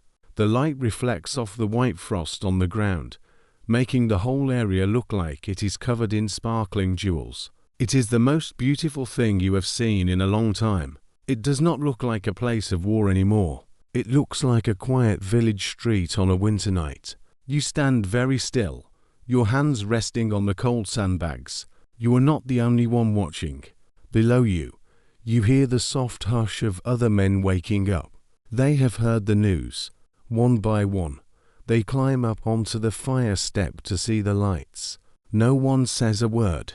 Everyone is just looking. The yellow glow of the candles makes the dark field look warm and inviting. It is a micro-history moment that will be told for 100 years. The night the lights came out in the middle of the dark, atmospheric silence. The silence is now filled with a strange kind of wonder. You can hear the tiny crackle of the candles burning across the way. You can see the dark shapes of the men on the other side. They are standing up, too. They are not hiding. They are standing in the light of their trees. You realize that they are just like you. They are cold. They are tired. And they are thinking about their homes. The lights are a signal. They are a way of saying that even in this hard place, something good can still exist. You look at the trees and feel a lump in your throat. You think about the Christmas tree in your own house. You remember the smell of the pine needles and the way the glass balls caught the light of the fire. You remember your mother hanging a star on the very top branch. Looking at these tiny trees in the mud makes you feel a connection to your family. It is as if the lights are a bridge between this frozen ditch and the warm room where your family is sleeping. The air seems to feel a little bit less biting now. The yellow light of the candles gives you a sense of hope. You watch as a man on the other side reaches out and adjusts a candle on one of the trees. He moves slowly and carefully. He's not holding a rifle. He's holding a small light. You feel a sense of peace settling over the trench. The night shift has changed. You are no longer just a watchman looking for an enemy. You are a witness to a small bit of magic in the middle of the ice. The stars above and the candles below seem to be talking to each other. They are all points of light in a very big dark. You take a deep breath, and for the first time tonight, the air does not sting your chest. It feels fresh and clean. You stay on the fire step, your eyes fixed on the glowing trees, watching the tiny flames dance in the cold, still night. The lights on the trees are beautiful, but then a new sound begins to drift across the frozen field. It is not the wind, and it is not the sound of a machine. It is the sound of a human voice. At first, it is very faint, like a memory of a song. It hums through the cold air, rising and falling with the stillness of the night. Then, more voices join in. They are singing together in a deep, slow rhythm. You do not know the words they are singing because they are in a different language, but you know the tune. It is a very old and famous song. Back home, you call it Silent Night. Here, across the dark ground, they call it Still Night. The sound is soft and gentle. It moves across the no man's land like a warm breeze. It is a micro-history detail that sounds almost impossible, men singing carols to each other in the middle of a war, but tonight, it is real. You stand very still on the fire step, holding your breath. You do not want to make a sound and break the magic. The singing is steady and strong. It feels like the voices are wrapping around you, pushing back the cold and the dark. You look at your friends in the trench. They are all listening too. Some of them have their eyes closed. One man near you is humming the tune under his breath, very quietly. A historical fact to remember is that music was a very powerful thing for the soldiers. Many men carried small instruments with them, like a mouth organ or a tin whistle. But tonight, they do not need instruments. Their voices are enough. The song is a bridge. It tells everyone that, for this one night, the world can be quiet. The singing makes the trench feel less like a hole and more like a cathedral made of earth and stars. Atmospheric silence, the song ends, and the silence that follows is the deepest you have ever heard. It is a heavy, peaceful silence. It lasts for a long time. Then, from somewhere down the line of your own trench, a single voice starts to sing back. It is a clear, brave voice. The man is singing the first Noel. You know this song well. One by one, your friends join in. You join in too. Your voice feels a bit rusty from the cold, but it feels good to sing. The sound of your own song travels across the frozen grass and the silver wire. You feel the music moving through your chest. It is a strange and wonderful thing. Two groups of men who were told they were enemies are now sharing the same songs in the dark. The air feels lighter. The weight of your helmet and your heavy coat doesn't seem to matter as much anymore. You are all just people singing in the night. The candles on the trees across the way seem to glow a little brighter as the songs continue. Each side takes a turn. They sing a song, then you sing a song. It is like a conversation without words. You are talking about your homes, your families, and the peace you all want. You look up at the stars, and they seem to be part of the music too. The whole world is filled with this quiet, vocal light. You notice a small detail. A man in your trench has taken a small wooden box and is tapping it like a drum to keep the beat. It makes a hollow, wooden thump-thump sound that matches the rhythm of the carol. It is a simple sound, but it adds a lot to the music. You feel a sense of calm that you haven't felt in months. The night shift has become a concert in the ice. As the last notes of the final song fade away, you hear a shout from the other side. A man is calling out in English. He says, "Happy Christmas, Tommy." Tommy is the nickname they have for you. You smile behind your scarf. You hear one of your friends shout back, "Happy Christmas, Fritz." The voices are friendly and warm. The cold air carries the words perfectly. You feel a sense of wonder. The world is still frozen, and you are still in a ditch, but everything feels different. The songs have changed the night. The shouting back and forth across the field slowly dies down, but it is replaced by something even more surprising. It is a silence so deep and so heavy that it feels like a physical weight on your shoulders. Usually, even on a quiet night, there is a background noise to the war. You might hear the distant thud of a big gun many miles away, or the sharp crack of a single shot fired at a shadow. But tonight, that noise is gone. It has vanished completely. The world has become perfectly, wonderfully still. You stand on your fire step, your hands resting on the cold sandbags. You realize that you have let go of your rifle. It is still leaning against the wall, but you are not holding it tight like you usually do. Your trigger finger, the finger you use to fire the weapon, is tucked inside your war mitten. It feels relaxed for the first time in weeks. You look down at your hand and see the grey wool of the mitten. It looks soft and harmless in the moonlight. This is a micro-history detail of the Christmas Truce. The way the men simply stopped being ready to fight. Their hands moved away from their weapons and toward their pockets or their warming fires. A historical fact you should know is that this great silence was not planned by the generals or the kings. It was an unofficial truce. A truce is an agreement to stop fighting for a little while. The people in charge of the war did not want this to happen. They wanted the noise and the fighting to continue.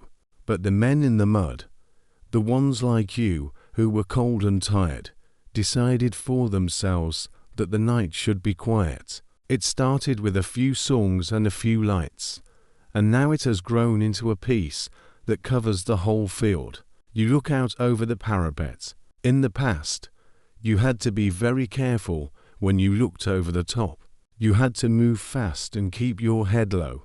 But now, you find yourself standing tall. You see other heads popping up along your trench line, and then along the enemy line too. No one is hiding. No one is crouching. Everyone is just standing there, like people looking out of their front doors on a quiet Sunday morning. The field between you, no man's land, looks different in the silence. It doesn't look like a place of danger anymore. It just looks like a frozen pasture, waiting for the spring. Atmospheric silence. You close your eyes and listen to the nothing. It is a beautiful sound. You can hear your own heart beating, a slow and steady thump-thump in your ears. You can hear the tiny tinkle of ice crystals as they fall from the wire. Without the noise of the guns, you can hear the natural world again. You hear the wind moving through the dead grass. It makes a soft, dry sound. It sounds like the world is taking a long, deep breath and letting it out slowly.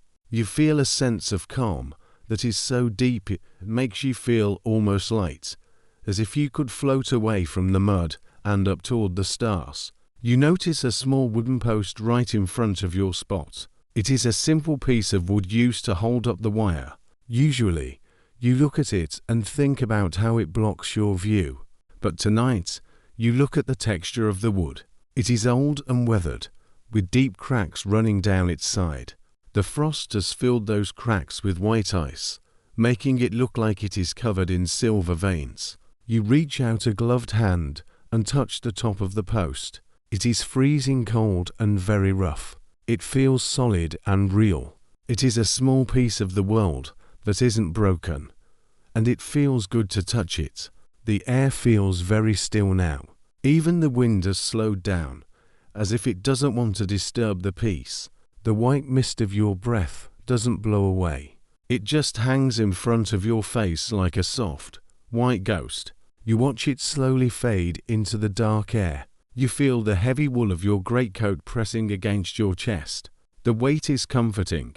It reminds you that you are still here, still warm, and still safe.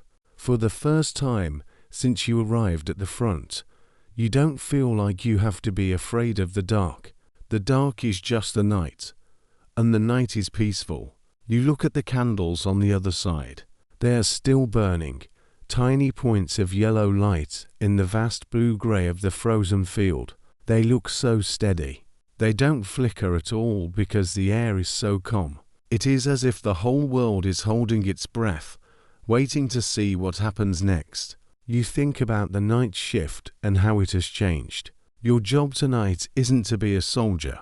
It is to be a keeper of the peace. You are watching the silence, making sure it stays safe. You feel a sense of connection to everyone around you. You look at your friends in the trench. They are leaning against the walls, looking up at the sky.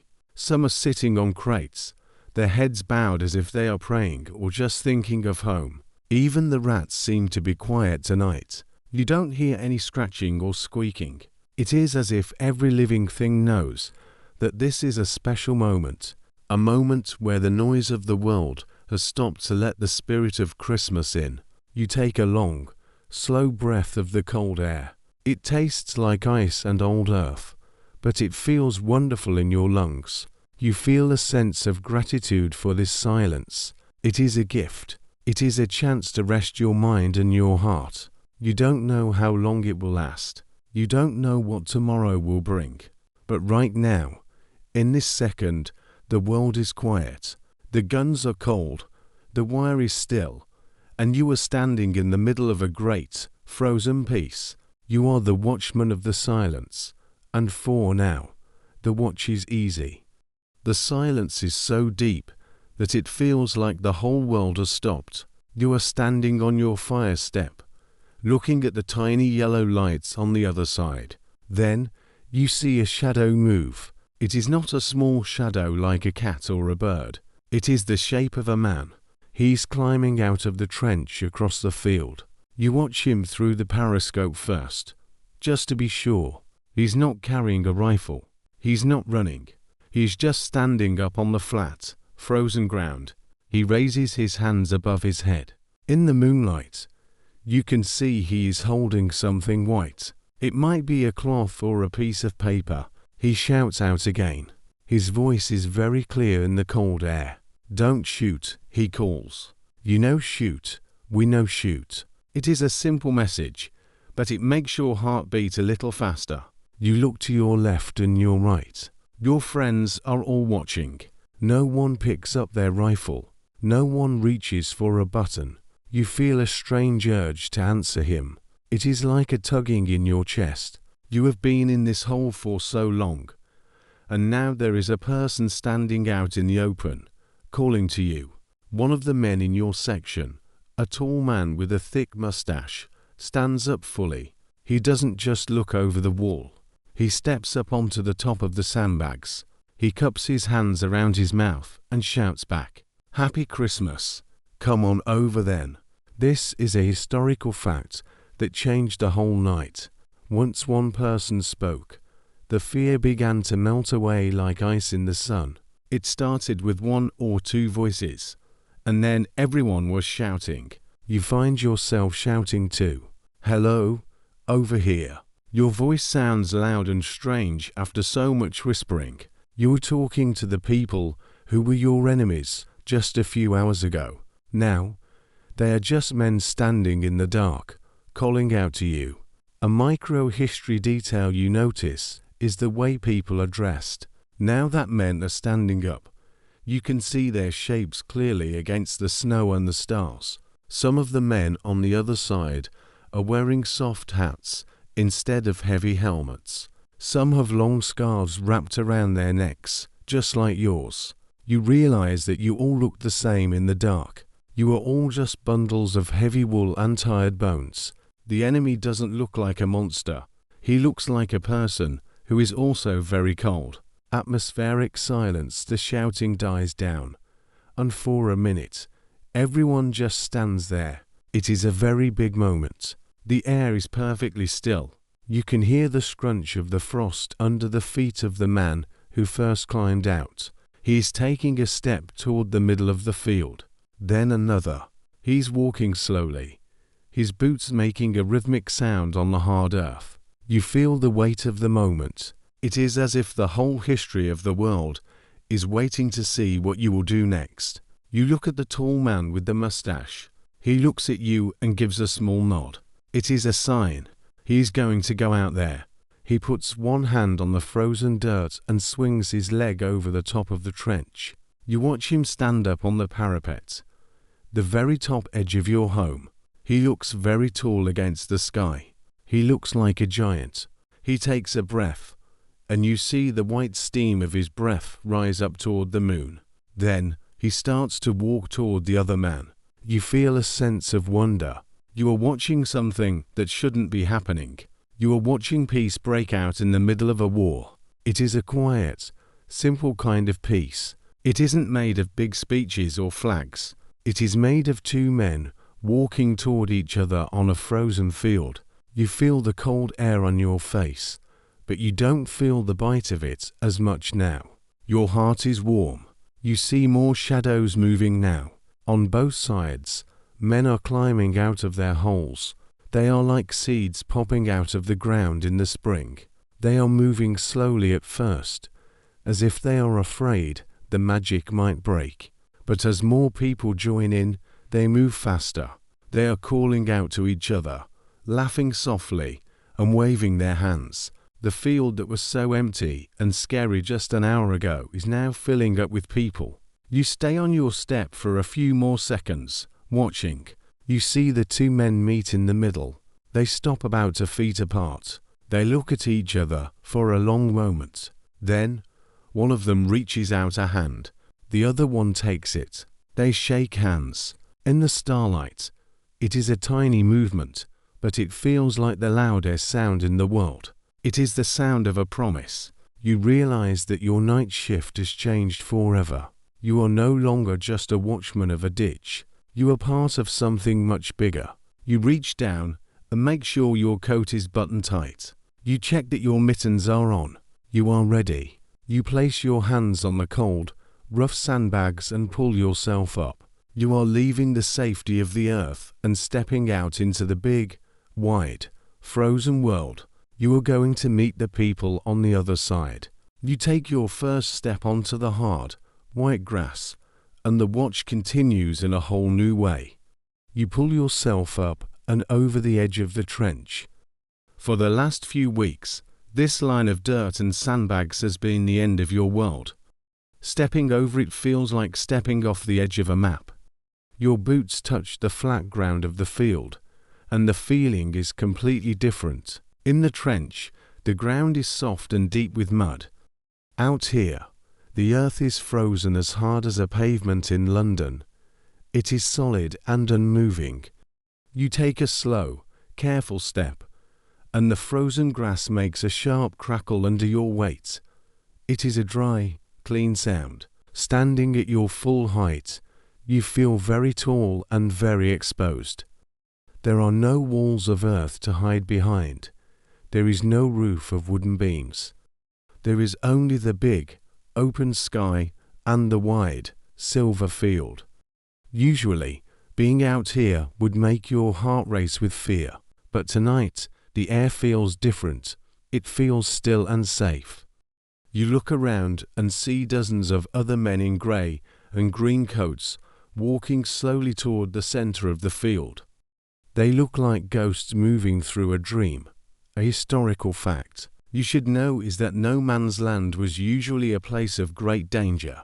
It was filled with old metal, broken wood, and deep holes called shell craters.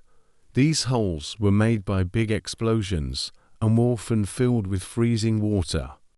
Tonight, you have to be careful as you walk. The moonlight reflects off the ice in these craters, making them look like glowing white eyes on the face of the earth. You walk around them, keeping your eyes on the group of men gathering in the middle. A micro-history detail to notice is the wire. To get into the middle of the field, you have to pass through the lanes in the barbed wire. These are narrow paths that were left open so that scouts could move through. As you pass the wire, you see how thick it really is.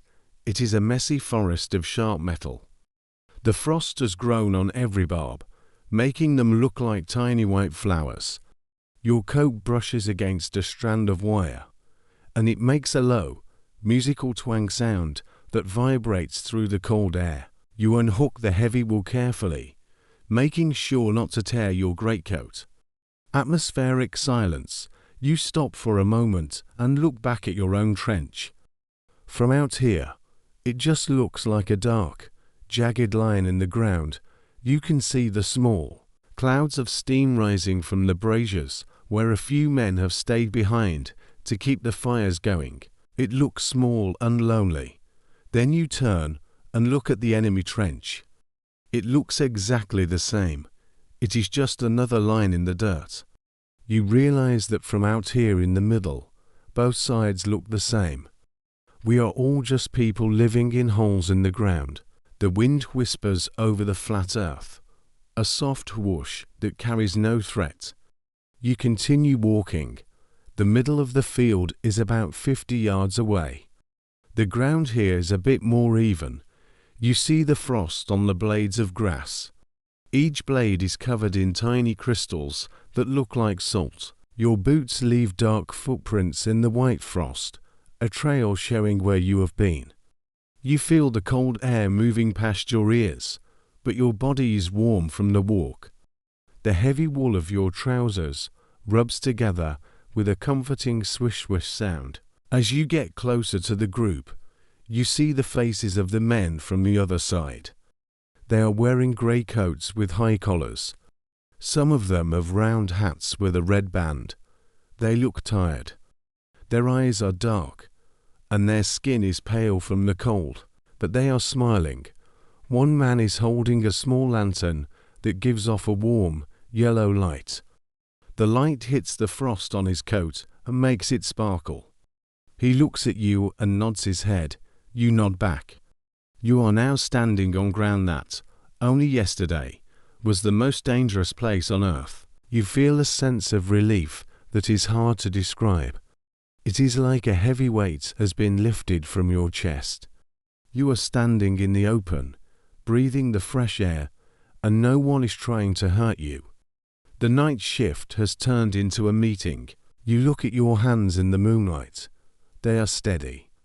You are not holding a tool or a weapon. You are just holding your own warmth.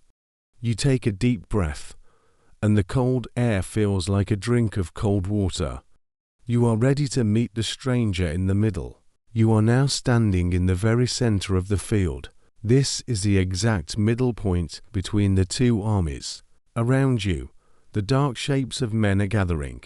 The silver light of the moon is so bright that you can see the breath of every man rising up like a tiny white ghost. You stop walking and stand still. A man in a long, grey coat walks toward you. He's a little shorter than you, and he has a soft cap on his head instead of a heavy metal helmet. He stops just a few feet away. For a moment, neither of you speaks. You just look at each other. You see that he has a bit of mud on his cheek, and his eyes look a little red from the cold, just like yours. This is a micro-history detail that sticks with you. He looks like a man who has a brother, or a father, or a job in a shop back home. He looks like a person you might pass on a street in London and say good morning to. He does not look like an enemy. He looks like a tired stranger who is glad for a bit of peace. The man reaches into his pocket. You feel a tiny flash of worrying, but then he pulls out a small, flat wooden box. It is a box of cigarettes. He opens the lid and holds it out toward you. This is a historical fact of the Christmas truce. The sharing of tobacco was often the very first thing that happened when the men met. It was a simple way to show that you were a friend. You reach out and take one. Your gloved fingers feel thick and clumsy, but you manage to pull a single cigarette from the row. You reach into your own pocket. You have a small metal box that holds your matches. You strike one. Scritch. The tiny yellow flame, very bright in the dark field. You hold it up for him first. He leans in, and the light from the match makes his face look warm and orange. He takes a long breath, and the end of the cigarette glows like a tiny red star. Then you light your own. The smoke is thin and blue, and it smells sweet in the freezing air. It is a very normal, human thing to do. It feels like you are just a men taking a break from work. Atmospheric silence. The two of you stand there in the quiet. Around you, other men are doing the same thing. You can hear the low mumble of voices. Because you speak different languages, most of the talking is done with hands and smiles. You hear someone say home and point toward the horizon. The other man nods and says home and points back toward his own side.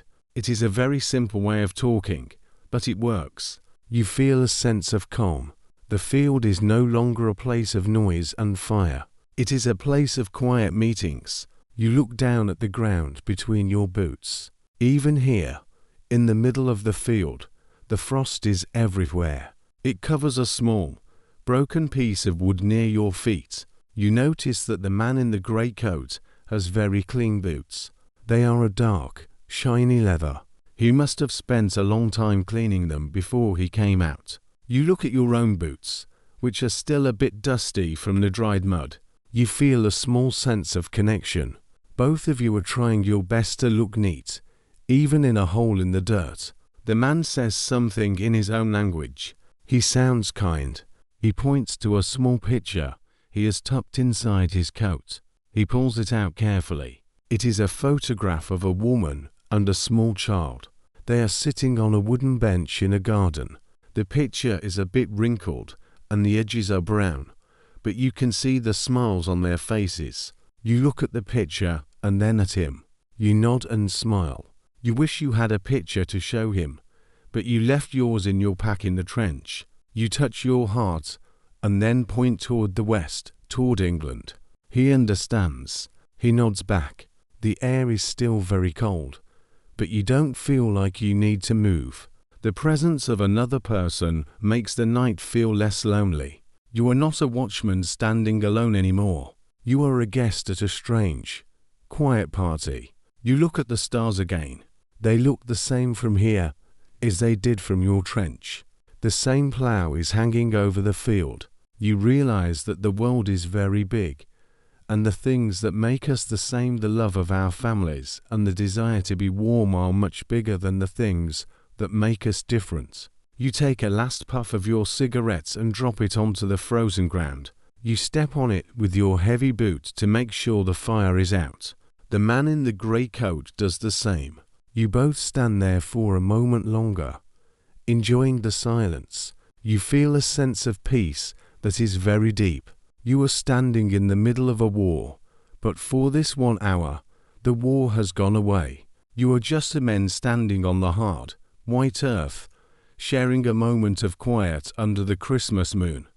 The sharing of the cigarette was just the start. Now, all across the middle of the field, men are reaching into their deep pockets to find things to trade. It is a micro-history moment of kindness. You reach into your greatcoat and find a small, heavy square wrapped in blue paper. It is a bar of chocolate from your Christmas ration. It is a bit crushed at the corners, but it is still good. You hold it out to the man in the grey coat. His eyes brighten, and he says "Danke," which you know means thank you. In return, he reaches into a small leather pouch on his belt. He pulls out a handful of nuts and a small piece of dark, spicy bread. It is called Lebkuchen. It smells like ginger and cinnamon. You take a bite, and the taste is wonderful. It is much better than the hard biscuits you have been eating. It tastes like a real Christmas back home. You trade buttons, too. You use your pocket knife to carefully snip a brass button from your spare jacket, and he gives you one of his. It is a small, round piece of metal with a crown on it. You tuck it into your pocket like a lucky charm. A historical fact you should know is that these small gifts were very important to the men. Some soldiers even traded their hats or their scarves. They wanted to have something to keep that proved this night really happened. You see a British soldier trading a tin of jam for a German soldier's pipe. Everyone is smiling and showing off what they have found. It is like a small market has opened up on the frozen grass. No one is talking about the war. They are only talking about the food and the strange, beautiful things they are finding in each other's pockets. Atmospheric silence. The field is full of the soft sounds of paper rustling and low, friendly voices. You stand still for a moment, feeling the cold weight of the new button in your palm. You look at the man in the grey coat. He's carefully peeling the blue paper off the chocolate you gave him. He breaks off a small piece and offers it back to you. You shake your head and smile, letting him know it is all for him. He smiles back, a wide, genuine look of joy. In this quiet moment, the air feels soft. The stars above are perfectly still, and the ground under your feet feels solid and kind. You find a small tin of plum pudding in your bag. It is a dark, rich cake filled with fruit. You open it and share it with a group of 3 men who have gathered around. You use your small metal spoon to give everyone a taste. The sweetness of the fruit and the warmth of the spices make everyone happy. One of the men from the other side reaches out and pats you on the shoulder. His glove is rough and made of thick wool, but the gesture is very gentle. You feel a sense of friendship that is stronger than any wall of dirt. As you trade these small things, you notice the details of the other men's kit. Their belts are made of black leather with heavy metal buckles. Their water bottles are covered in grey felt to keep the water from freezing. You show them your own water bottle, which is covered in khaki cloth. You realize that both armies have the same problems. You both have to fight the cold, the hunger, and the long nights. Sharing these gifts is a way of saying that you are all in this together.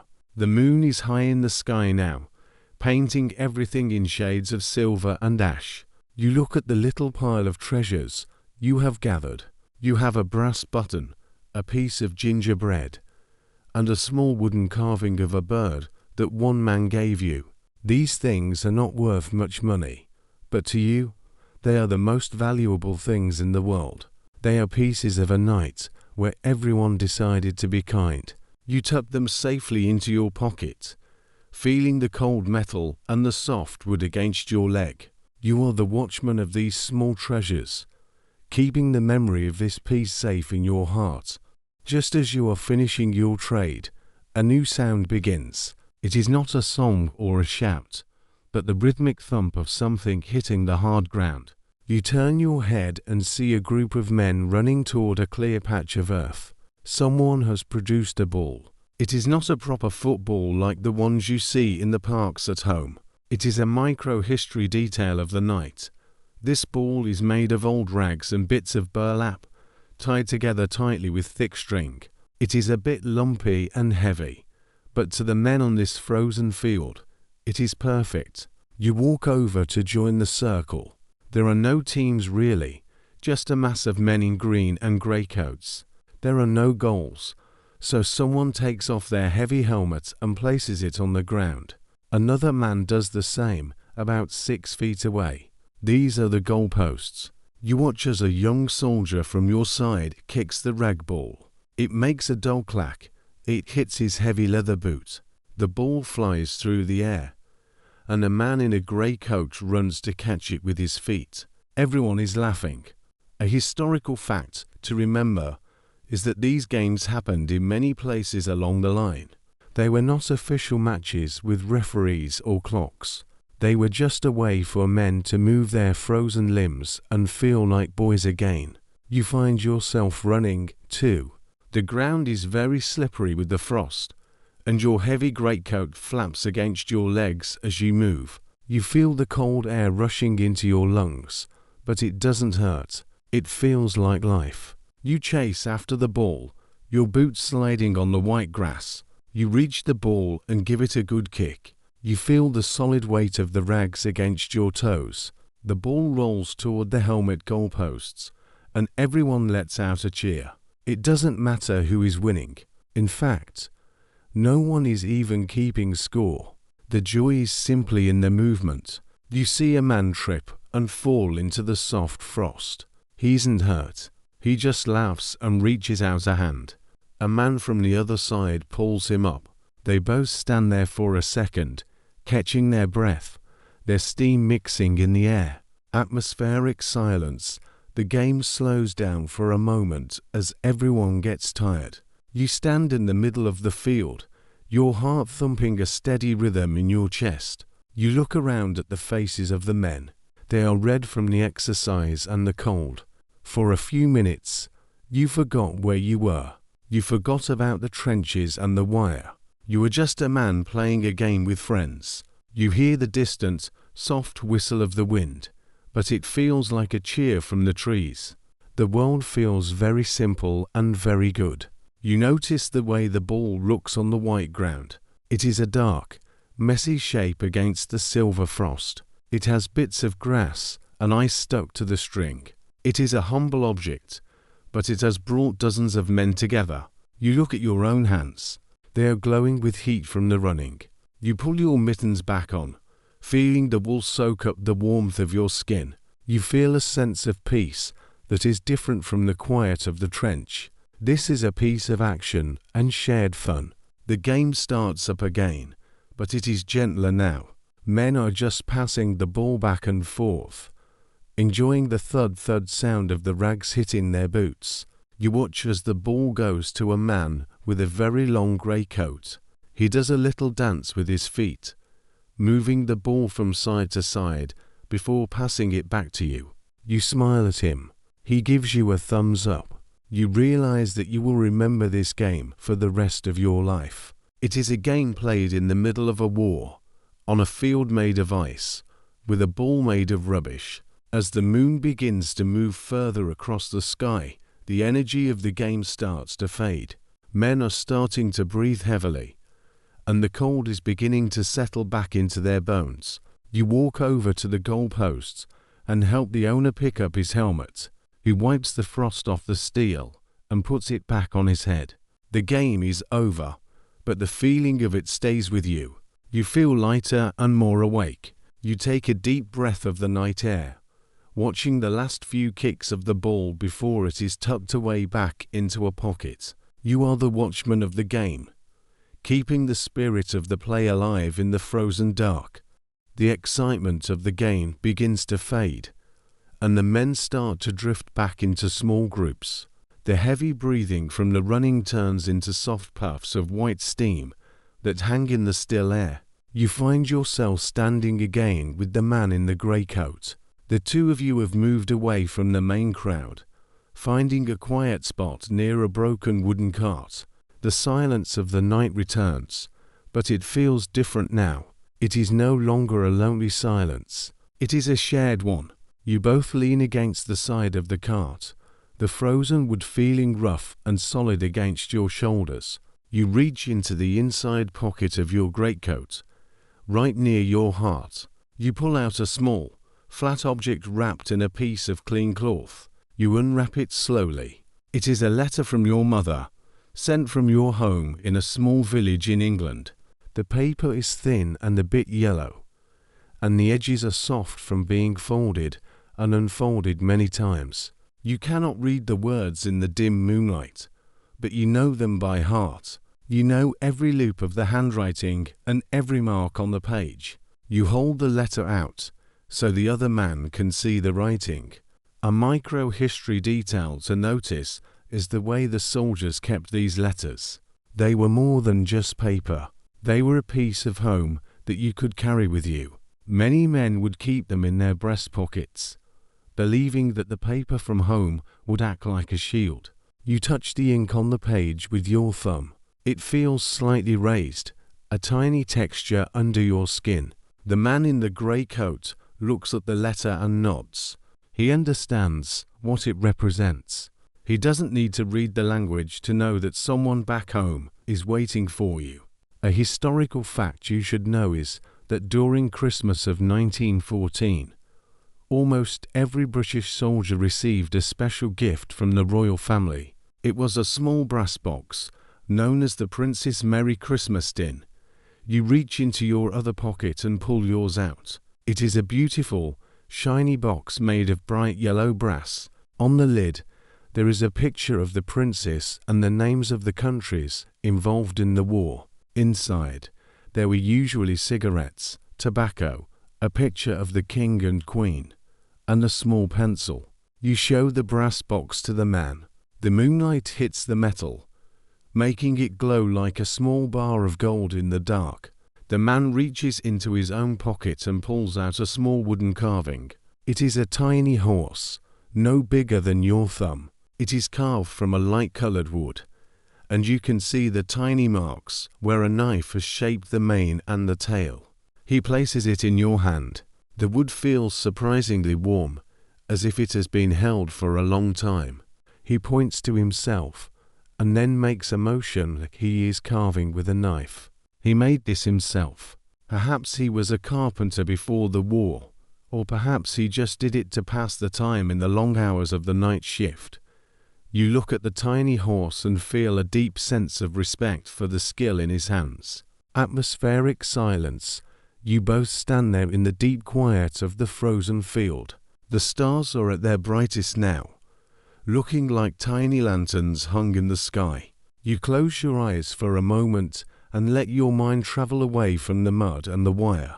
You think about your kitchen at home. You can almost smell the roast beef in the oven and the scent of the pine needles from the tree in the corner. You imagine the sound of the fire crackling in the grate and the soft tick-tock of the big wooden clock on the wall. You think of your mother sitting in her favorite chair, her knitting needles making a soft click-click sound. It feels so real that you can almost feel the warmth of the fire on your face. You open your eyes and see the man in the grey coat is looking at the horizon too. His face is very still. You wonder what he is seeing. Is he thinking of a small house with a red roof? Is he thinking of a wife or a sweetheart who is looking at the same moon? You realize that even though you are wearing different colors and speaking different words, your memories are made of the same things. You both want to be back in a place where the air is warm and the night is safe.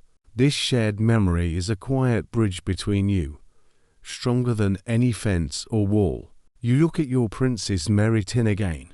You decide to give him the small pencil that came inside it. It is a simple pencil with a silver-colored top. You hand it to him, and he takes it with a look of surprise. He tries the pencil on a scrap of paper, making a small grey mark. He smiles and tucks it away safely. In return, he insists that you keep the tiny wooden horse. You wrap your fingers around the small carving. It feels smooth and solid.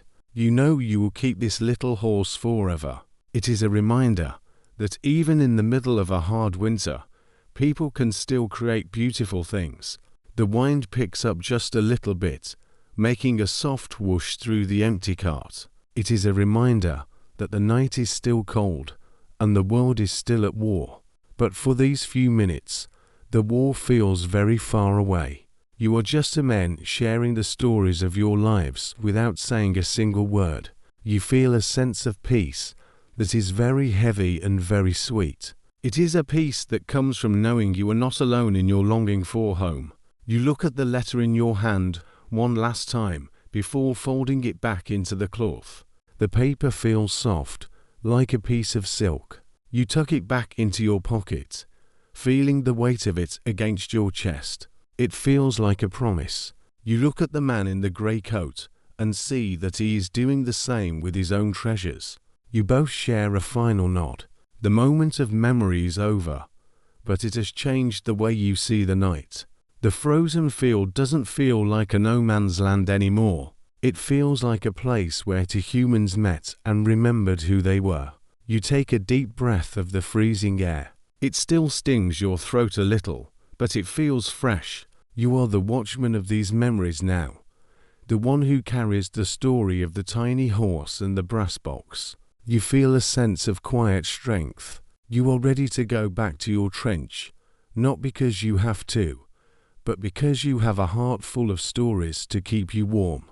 The stars continue their slow march across the sky, watching over you and your new friend as you stand together in the silver light of the Christmas moon.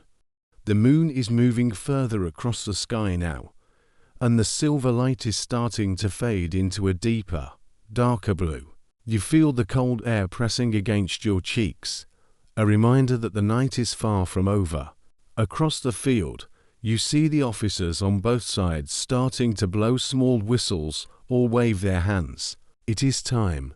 The meeting in the middle of the field is coming to an end. You look at the man in the grey coat one last time. He gives you a final, slow nod. There are no words left to say, and there is no need for them. You both turn around and begin the walk back to your own lines. The walk back feels different than the walk out. When you first stepped onto the frozen grass, you felt light and a bit nervous. Now, your boots feel heavy again. The hard, white ground crunches under your weight with a rhythmic crick-crack, crick-crack.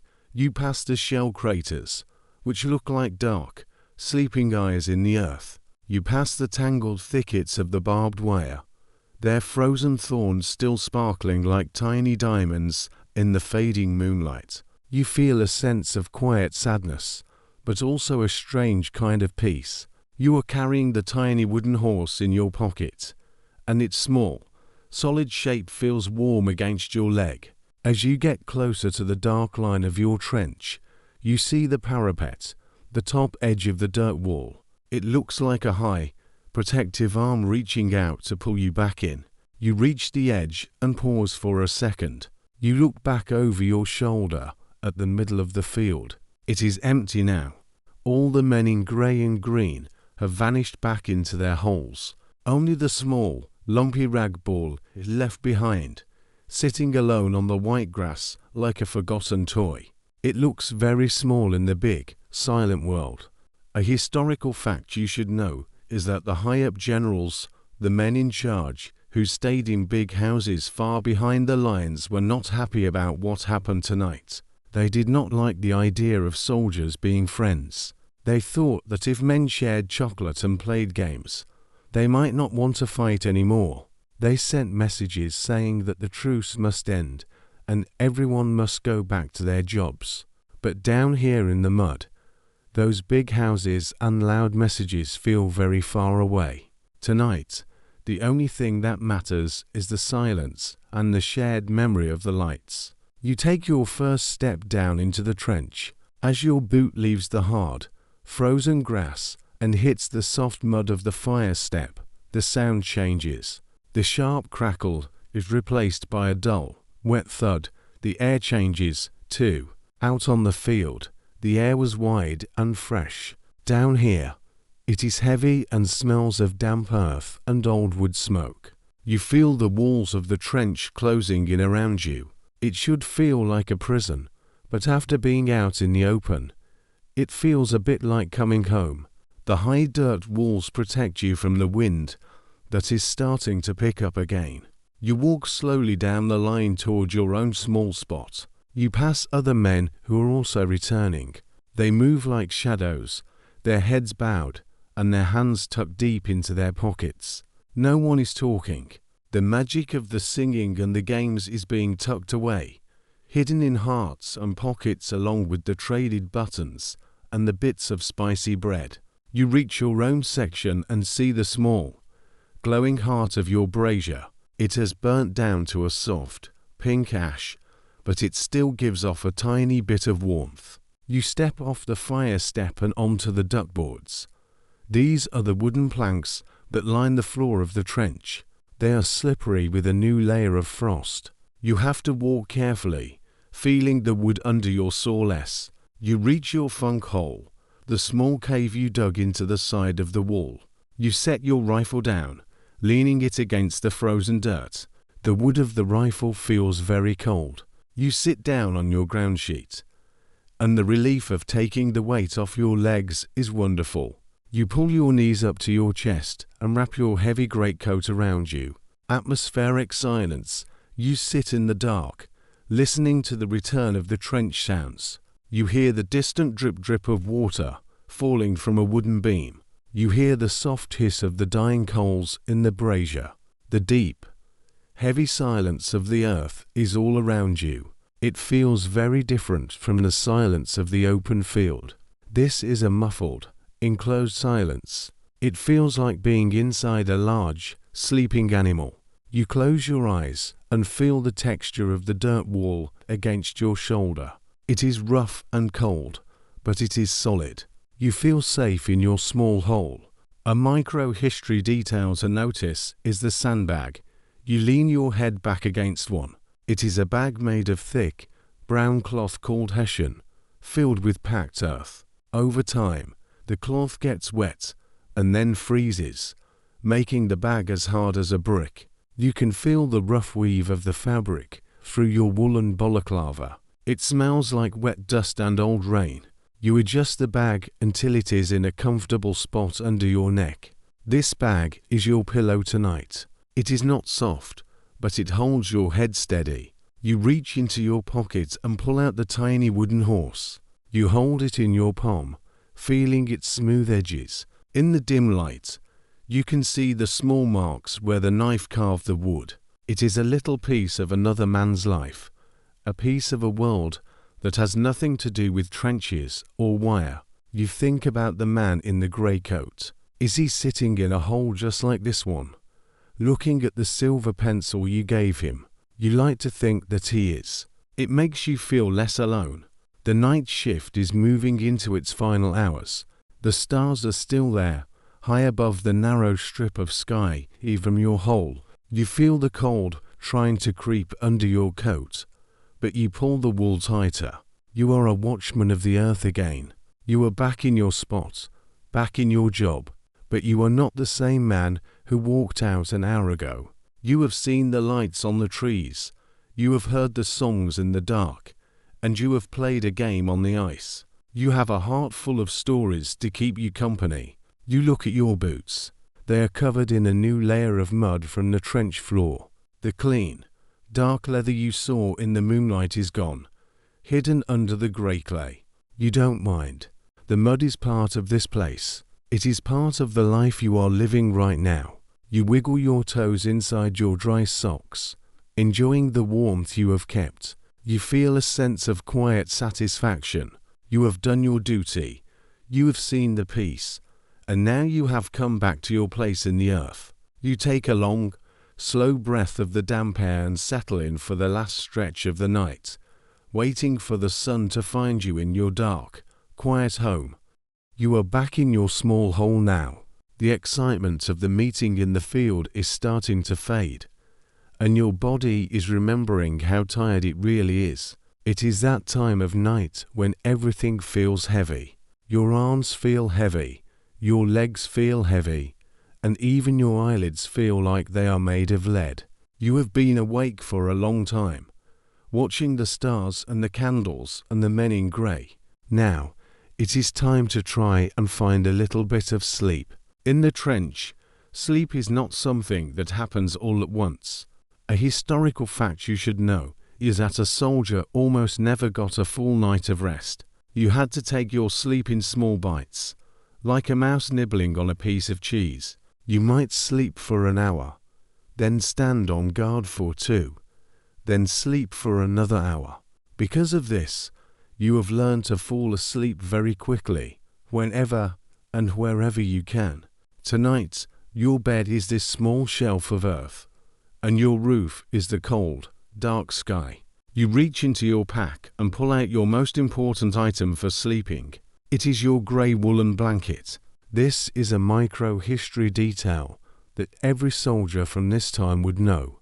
The blanket is a large rectangle of very thick, very rough wool. It is a dark, dusty grey colour.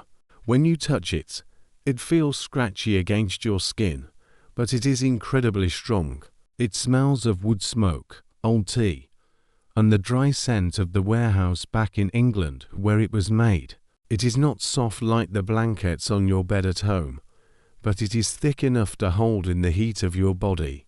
You shake the blanket out as best you can in the tight space. It makes a soft womp-womp sound. You are already wearing your greatcoat, your jumper, and your scarf, but the blanket is the final layer that keeps the frost away.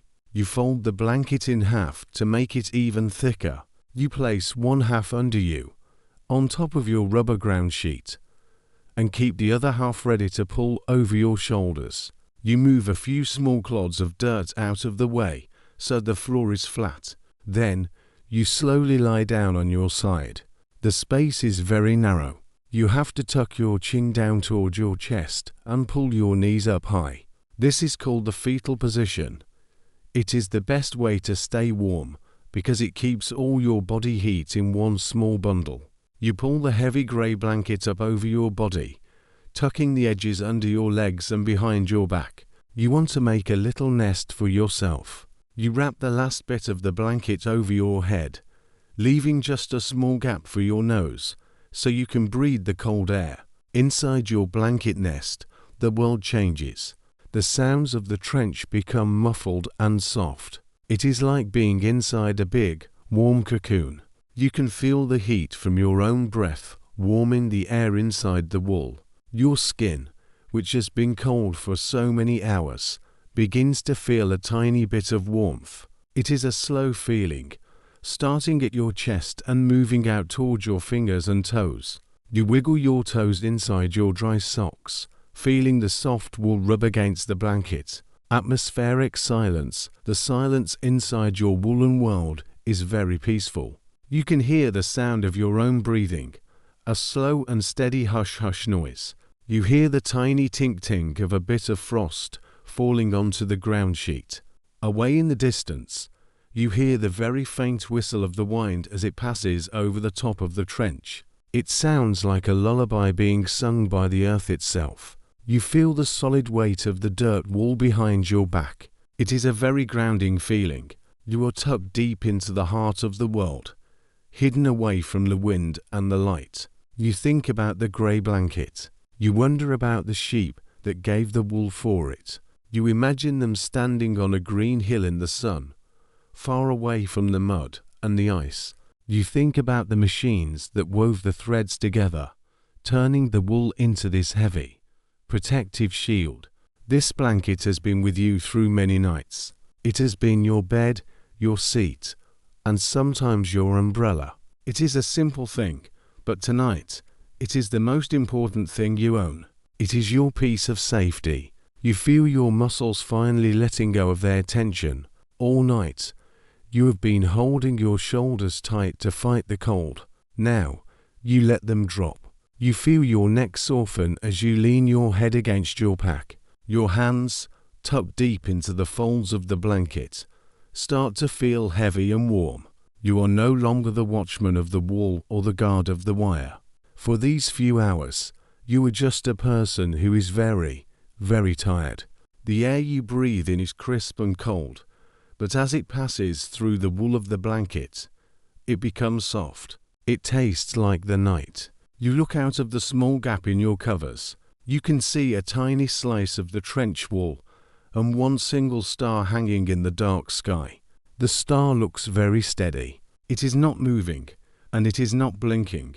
It is just there, watching over you. You feel a sense of connection to that star. You are both part of the same quiet night. You think about the man in the grey coat. You wonder if he is tucked into a blanket just like yours. You imagine the thousands of men along the line, all wrapped in wool, all curled into small holes in the earth. It is a strange thought.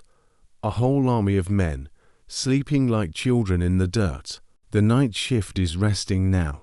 The truce has brought a quiet that no one expected, and everyone is taking the chance to close their eyes. You feel a wave of sleepiness wash over you. It feels like a warm, dark tide coming in from the sea. You don't try to fight it. You let your thoughts drift away. You are no longer thinking about the mud, or the tea, or the tiny wooden horse in your pocket. You are just feeling the weight of the wool and the stillness of the air.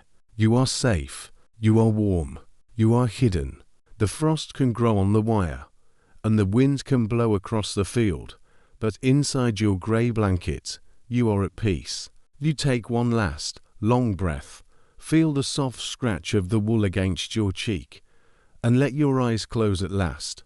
You are drifting now. The heavy grey blanket is tucked tight around your chin, and the world outside your little nest has started to fade away. It is a very strange and wonderful thing to feel safe in a place like this. Usually, your sleep in the trench is thin, like a piece of paper. You are always listening, even when you are dreaming. You listen for the sound of a whistle, the shout of a sergeant, or the sudden crump of a shell in the distance. But tonight, that whirring has gone to sleep before you have. The great silence of the Christmas truce is like a thick curtain that has been pulled across the field, keeping the noise of the world away. You feel a specific warmth around your middle. Under your jumper and your shirt, you are wearing a dreadnought body belt. This is a micro-history detail that many people forget. These were wide belts made of very thick, knitted wool, often sent to the front by mothers and grandmothers back in England. They were meant to keep a man's stomach and back warm during the long hours of standing still. Tonight, it feels like a warm, soft hand wrapping around your waist. The wool is a bit scratchy, but it holds the heat of your body right where you need it most. You feel the texture of the knitting through your thin shirt, a pattern of bumps and lines made by someone who loves you. A historical fact you might find interesting: that sleep was the most valuable thing a soldier could have. More than food and more than tobacco, the men craved rest. In the year 1914, the army did not have a perfect system for rest. Men would often go 4 days with only a few minutes of sleep here and there, sitting on a crate or leaning against a shovel. To be able to lie down, even in a hole in the dirt, and feel a deep, heavy sleep coming on is a rare and beautiful gift.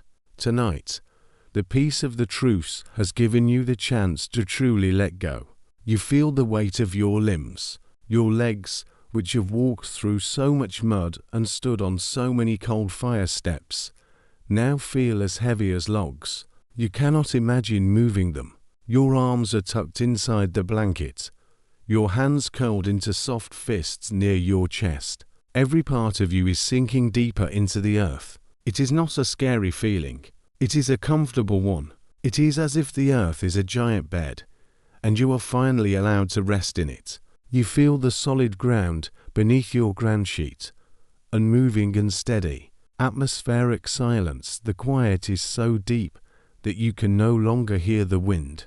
You can only hear the slow, rhythmic sound of your own heart. It is a soft thump tap that sounds like a drum played very far away. You listen to the silence of the other men. You know they are there, all along the line, wrapped in their own blankets and tucked into their own holes. You are all sharing this one big, quiet moment. The silence feels friendly. It feels like a promise that for the next few hours, nothing will disturb your rest. You are a part of a sleeping army, a line of men held in the arms of the frozen earth. Your eyelids are so heavy now that you couldn't open them if you tried. It is a lovely feeling to stop looking at the dark and the stars and the mud. Behind your closed eyes, you see soft colors. You see the orange glow of the fire you sat by earlier. You see the yellow light of the candles on the trees across the way. These colors start to mix and swirl, turning into the soft, blurry shapes of a dream. You feel a sense of warmth in your mind, like the glow of a lamp in a window. You think about your night shift and how it has ended in such a strange way. You started the night as a watchman, looking for danger in the dark. You walked through the mud, you made your tea, and you rubbed oil into your frozen feet. You stood on the fire step and watched the stars. And then, the world changed. You met the stranger in the middle of the field. You played a game and shared a song. All of those memories are now being tucked away into the back of your mind, like treasures being put into a box for safekeeping. They will be there when you wake up, but for now, they are just soft shadows in the back of your head. The air you breathe is very cold, but as it enters your nose and moves down into your chest, it feels clean and fresh. It is the smell of the winter night ice, earth, and a tiny hint of wood smoke from a fire that has almost gone out. You feel the heavy wool of the blanket pressing against your ribs as you take a long, slow breath. Each breath makes you feel more relaxed. You are like a clock that has been wound up tight and is now slowly unwinding. You feel a sense of safety that is very deep. You know that somewhere, far above your hole, the stars are still watching. You know the wire is still there, and the field is still frozen. But you also know that for this one night, the world has agreed to be still. You are not a soldier right now. You are just a man in a blanket. You are a child of the earth, resting in the quiet. You feel a wave of gratitude for the great silence. It has given you back your peace. Your thoughts are becoming very slow. They are like small boats drifting on a very calm lake. One thought is about the tiny wooden horse in your pocket. Another thought is about the taste of the sweet gingerbread. These thoughts drift past and then vanish into the dark. You are moving closer and closer to the edge of sleep. The world of the trench is disappearing. The cold is a long way off. The mud is just a memory. There is only the warmth of the wool, the softness of your breath, and the deep, heavy quiet of the Christmas night. You feel your chin sink a little further into your scarf. You feel the woolen blanket settle around your shoulders. You are perfectly still. You are perfectly warm. You are perfectly safe. The night shift is over, and the watchman is finally closing his eyes. The world will still be there in the morning, but for now, there is only the beautiful, dark rest. You take one last, tiny breath, and then you are gone, drifting into the long, silent sleep of the frozen field. You are deep in a dream now. In your mind, you are far away from the frozen earth and the narrow walls of the trench. You are walking down a long, winding lane in the English countryside. The sun is high in a bright blue sky, and it feels warm on your back. There is no mud here. The grass is long and green and soft, moving gently in a summer breeze. You can smell the scent of wild roses and the sweet, heavy smell of mown hay. You hear the sound of a bumblebee buzzing around a flower, and the happy song of a lark high above. Everything is quiet, but it is a living quiet.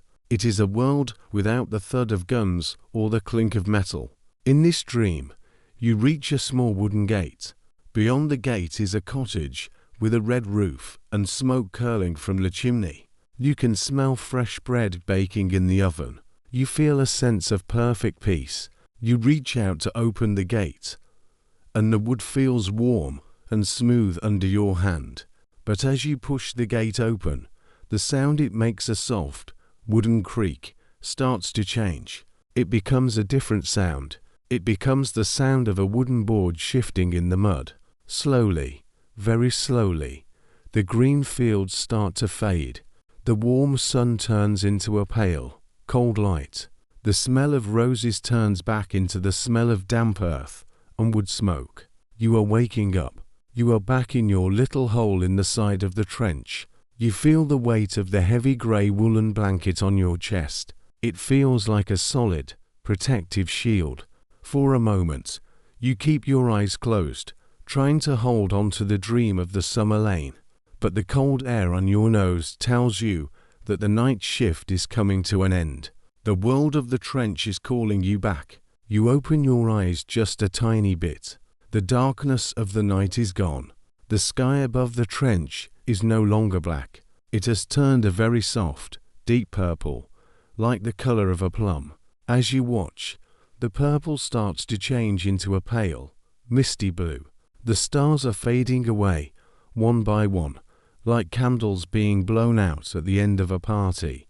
The air inside your blanket nest is still warm from your breath, but outside, the frost is thicker than ever. It covers everything in a layer of white, sparkling dust. A historical fact you should know is that every morning, just as the sun began to rise, the soldiers had to perform a ritual called stand to. This is short for stand to arms.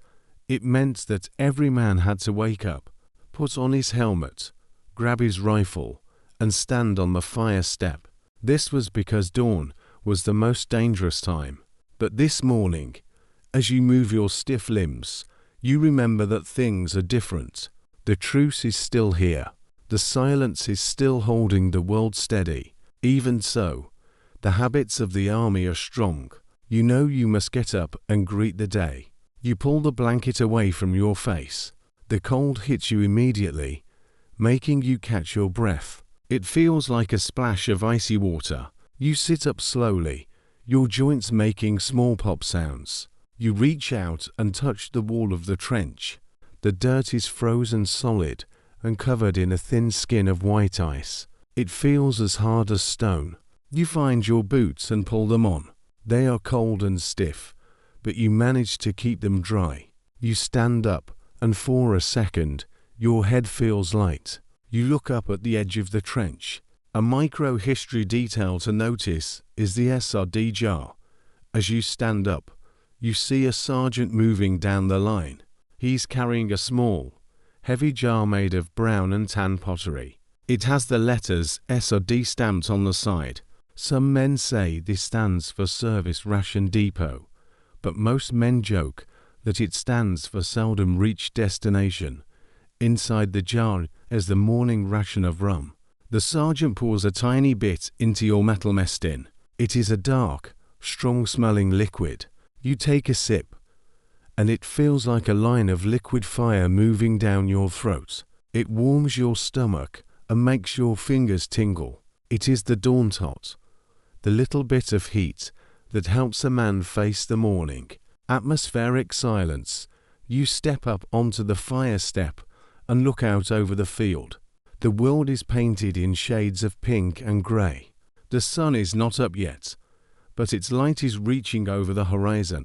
You see no man's land clearly now. The white frost on the grass looks like a thick carpet of snow. The shell craters are filled with white ice that looks like milk. You look toward the other side. You see the small green trees with their burnt-out candles still sitting on the dirt wall. You see the dark shapes of the men on the other side, also standing and looking out. No one is firing. No one is shouting. The peace of the night has survived into the morning. You feel a sense of wonder as you watch the light grow.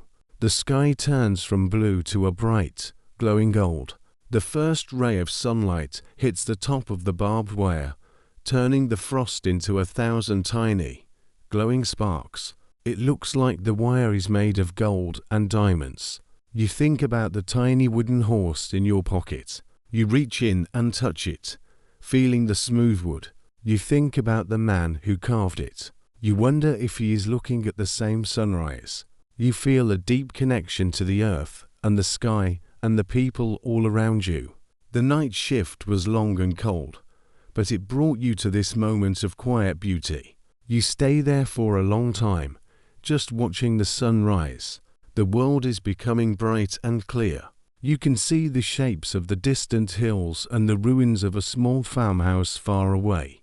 The silence is still there, but it is no longer the silence of the dark. It is the silence of a new day. You feel a sense of hope.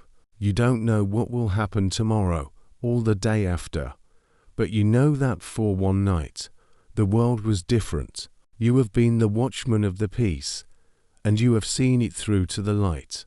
The world is waking up now, but the air is still soft and quiet. You can feel the heaviness of the night starting to lift from your shoulders, leaving you with a sense of deep, calm rest.